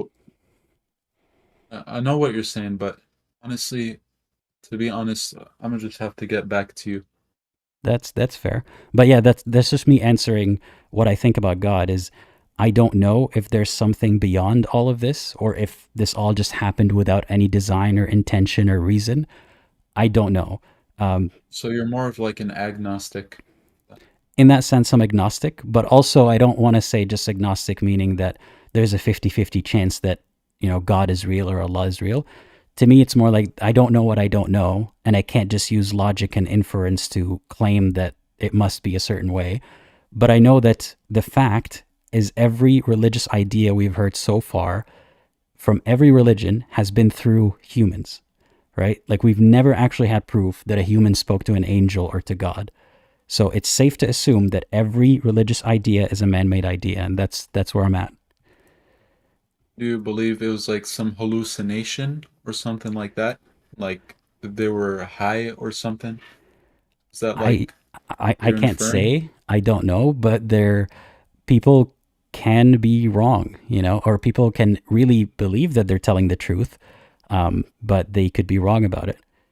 Just like how, Right. Yes. you know, just like there are other religious experiences that people have that you would not take as evidence, right? If someone had a religious experience about Jesus Christ or about some other polytheistic god, you would probably find a way to explain it as hallucination, maybe dreaming, maybe delusion, maybe they're just mistaken, maybe it's God, but they misunderstood. So for me, it's kind of the same thing. There's no way to prove that any of it is actually real. I see what you mean, but here, I'm not gonna give up on you, brother. Inshallah, like if I could do more research and then I could truly come next time prepared and prove Islam to you even more. Like a lot of people before they became a mu'min, they were like hostile towards the religion. So I'm not saying you're hostile towards anybody, okay? That's not Mhm. what I'm saying, but I'm saying that inshallah I can flip you back, and if I do more research, I think I could come more prepared next time for someone like you. Well, I appreciate your honesty, but I still think that's the wrong approach here because you shouldn't be preparing for an argument or a conversation with me. You should be answering those questions for yourself. You know what I mean? Like this is not for me. Even if we never speak again, if I was in your position, like back when I was questioning, those questions would weigh heavy on me, not because I have to prove to someone else and make them convinced. What convinces you right now? If you're going to go find the reasons to convince me, it's not about these reasons then. You're already convinced for some other reason. Listen, I kind of get where you're coming at. Like you're saying you're gonna have to prove it to yourself first before you go to someone else and try and share your point of view. But the thing is, like, I don't know how to explain it. I have this iman in my heart that God is the truth. I mean, I love science and everything, but I look at science and I look at the contingency argument and the Big Bang. Even Einstein believed in God. So, like, for me, to just say there's no God and then above that to say Islam isn't the truth, with the evidence I've seen so far of like prophecies, I don't know how to word it to you exactly, but inshallah, next time I will be able to word it to you and I will come prepared. No doubt about that. But again, it's not about wording it to me. All I am is a critical thinking machine, right, in this situation, and I'm Yes. taking your message and thinking critically about it, and you're also thinking with me, and you're not able to find an answer that satisfies this critical thinking algorithm. So supposedly, if you're applying critical thinking to arrive at your beliefs, this this back and forth would make you believe less, but it doesn't make you believe less, which means that critical thinking or these reasons are not part of your belief to begin with. You know what I mean? Like, you believe for other reasons. You call it iman, Yeah, for example, which is yeah. like So you're blind saying faith, right? you're basically saying I have a blind faith in that I don't have any evidence for my claims, but I just believe, therefore I try and bring up evidence to back up that belief, is what you're saying. But I don't believe so. Like there's like, if you look at the we have something in Islam. You were an ex-Muslim, so you should know this, but we have something in Islam called the fitra.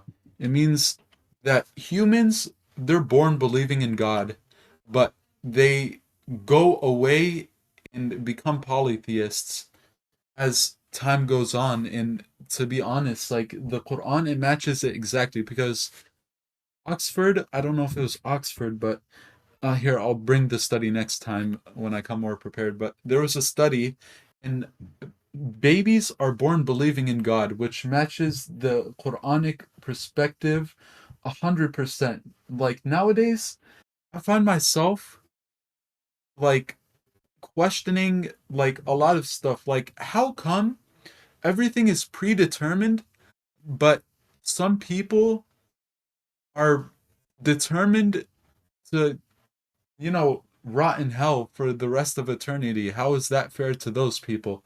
You know what I'm saying? Like, I find myself questioning a lot of these things, like, every single day, wallahi. But then again, when I fall into a trouble, I see myself asking for God's help. So I think there's something in the middle which I haven't seen yet. And I'm not ready to become a kafir, because all my evidences are pointing towards Islam so far. Everything's guiding me towards Islam. So I when you believe in it. think about Yes. something like what you mentioned, if we are predestined, how come some people are predestined for hell forever? Um, Mhm. that is a question I also had when back in my believing days. But you say that you rely on the idea that God has an answer, you just don't know it yet, right? Yes. So do you think that someday this question might weigh so heavily on you that you conclude this doesn't fit, or do you think you'll always believe God has an answer that you don't have access to? To be honest, I don't think I could like conclude that free will doesn't exist based off of what I've seen. I don't know how the compatibilist view works though, because if you look at determinism and everything, basically it's saying we're just reacting to our environment, which if you look at biology and everything in psychology, a lot of the time humans end up reacting to their environment. A lot of the time, I give the I give the example of, would Pharaoh be Pharaoh if he was born as a Muslim, for example. But then I look in the Quran and it gives me the answer. It basically says, even if we took them out of hell, they would still continue to do what they're doing on earth. And this ayah is very big, because it shows that there's that the disbelievers do deserve it somehow. But don't you see I'm how just not that's an sure somehow. assertion? That's an assertion. That's not proof. Like, it's as if you saw the flaw in the plot here, or what might be a flaw, which is how can people be predetermined to go to hell but also have the accountability as if they had free will? And then you see a verse that says, "No, don't worry about it. They deserve it." How's that proof that they deserve it? How is that not just another assertion to add to the questions that you need to look at? Because I'm not all knowing, and if I can assert that the Quran is all knowing, then I would be able to further accommodate that answer. But unfortunately, today my intellect has showed that I'm not as smart as I thought. No, and you don't have to be all knowing. Okay, I'll describe a different situation, and I hope you see the parallels here. Okay. Sometimes con men or cult leaders, and a lot of cult leaders are con men, but someone who makes an argument through essentially making you believe that they know so much they can't even summarize it for you right now. Like they're beyond you in the level of knowledge that they have, or their connection with a God that has that knowledge.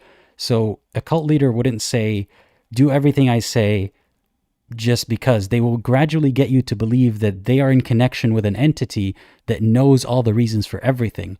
Therefore, when he tells you to do something, you don't have to question it because you just trust that the entity with infinite knowledge has decided that that's the best thing. And I see a similar thing happening here where you almost discourage yourself from thinking because you think, I can't compete with an entity of infinite knowledge and wisdom. But that's not who you're Yes. competing with. You're competing with a claim. Yeah, but the claim comes from being with infinite knowledge. So But that's how can part of I the say claim. anything? That's part of the claim too. So if someone is in that situation where they have a cult leader that they follow and they start to notice things that they're like, I just don't understand how God would recommend that. How can they ever get out of that being stuck in that situation if every time they start thinking critically they say, well, I'm not God. I don't know everything, so I can't question this man. Mm. Or how is someone supposed to question their prophet or their religion from another religion, not just the Abrahamic ones, if they think the same way that they don't have as much knowledge as God? How are they expected to leave and then find Islam? Through logic, but the logic I didn't have prepared this time. This is what I'm trying No, to. or before the logic that makes you arrive at Islam, how are they supposed to leave their religion if they too do the same thing where they look at it and then they say, I can't question because I'm not God? Because it's kind of like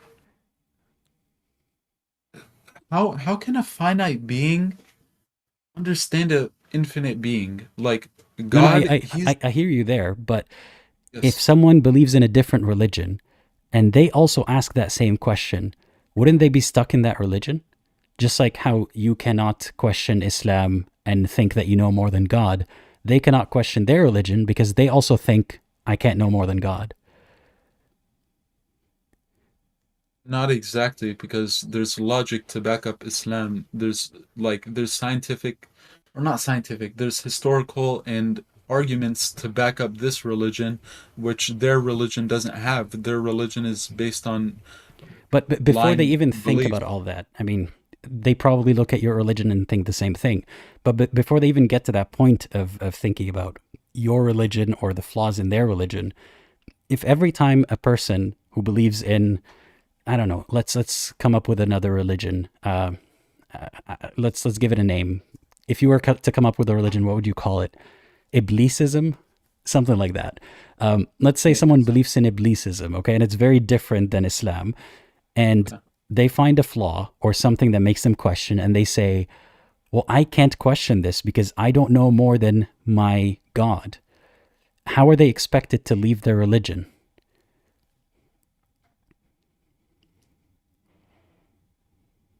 The Quran says, "قد," like the truth is apparent from falsehood. So I believe that I could find this truthhood and come back to you on that. Like I know what you're trying to get me to say. Like, don't you feel some doubts? But to be honest, No, like that's not what I'm saying.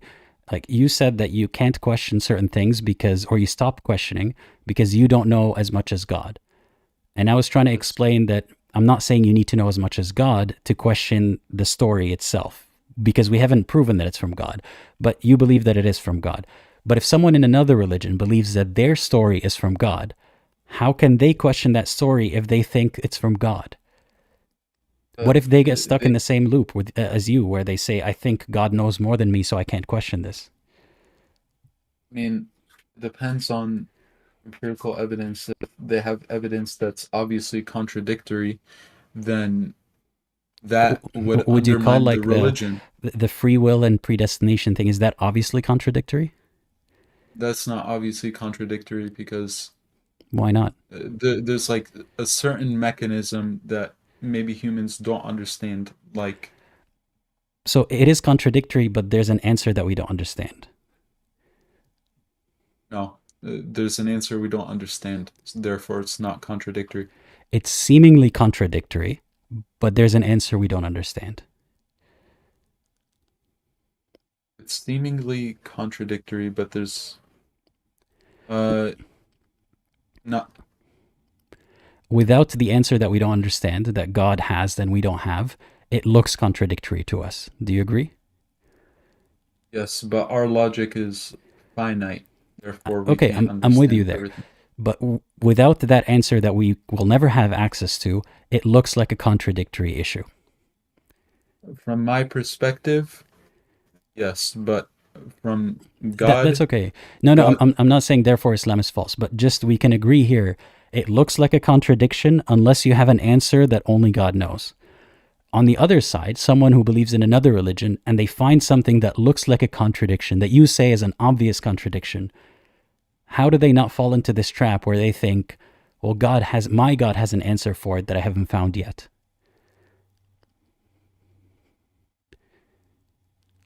would have to disprove them, and I think with today's talk, I've proved that I can't disprove them. I know you're like, well, it's not about me, it's about you, what you believe about Islam, but And it's not about I disproving see what you them. mean.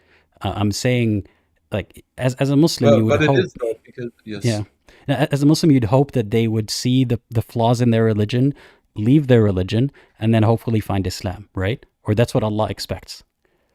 uh, yeah, that's what I would try and do. Right. Or that's, forget yourself in that scenario. You're not a dawah person. You're not trying to give good arguments. But as a Muslim, you believe that's what God would want, right? That they would question their religion, see the obvious problems, and then leave it, right? Yeah. But if they were to question their religion and then see an obvious problem, what if they say, my God has an answer that I don't know, and they're relying on that faith?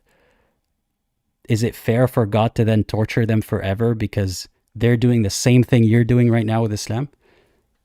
Well, I don't know exactly. From what I know, God doesn't torture innocents. So like people who believe Islam is the truth but still deny it, those are the ones that burn. But I mean, that I don't. I made a whole video about this topic. I don't think that kind of person is even real. It's kind of contradictory. I mean, almost I know all ex-Muslims that I know, at least, don't believe that Islam is true, but reject it anyway. It almost feels like a made-up straw man that God can hate on, but it doesn't really exist.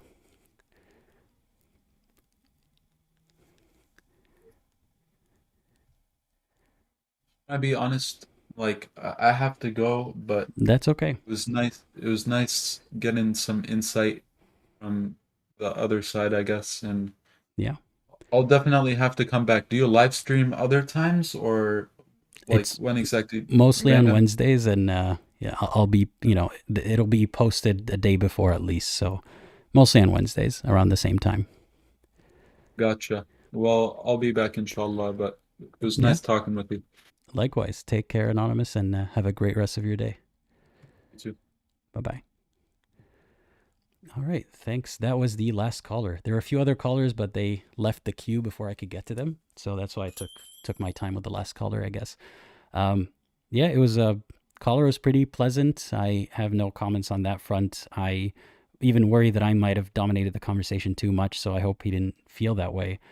And yeah, I think what I was trying to demonstrate to the caller is that this mechanism of not questioning God can be applicable to someone who believes in a different God too.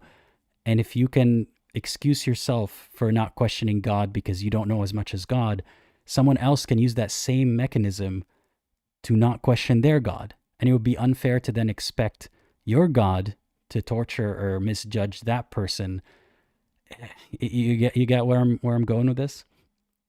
Or is this a reliable way to figure out what is true if it will keep you in the false religion? If you believe that yours is true, but the other ones are false, if you use the same logic, you'll stay in the false religion. So how do you know that you have the true one? But at the end of the day, you questioning religion is not you questioning the God that knows everything. You're questioning a person that claims to speak to God who knows everything. So please keep that in mind, because it could be a trap that keeps a believer in for a long time. I've dealt with it personally. You know, how could I be right and everyone else is wrong? Or how could I know more than God? I'm not claiming to know more than God. I'm claiming that there's something fishy or not adding up about the story that someone claims got from God. Does that make sense, that distinction? Because it's a very important distinction. All that being said, that stream went really well. Thank you everyone for joining, for participating in the comments, and for calling in. I'll do another one next week. Not sure if it's going to be a call-in stream yet, but we'll see. And thank you to my patrons, YouTube members, and donors for helping me do this, and for all the volunteers in the background. A lot of work goes on behind the scenes to make these live streams happen. So thank you everyone for joining. And as always, think critically and think for yourself, and consider watching one of these videos next.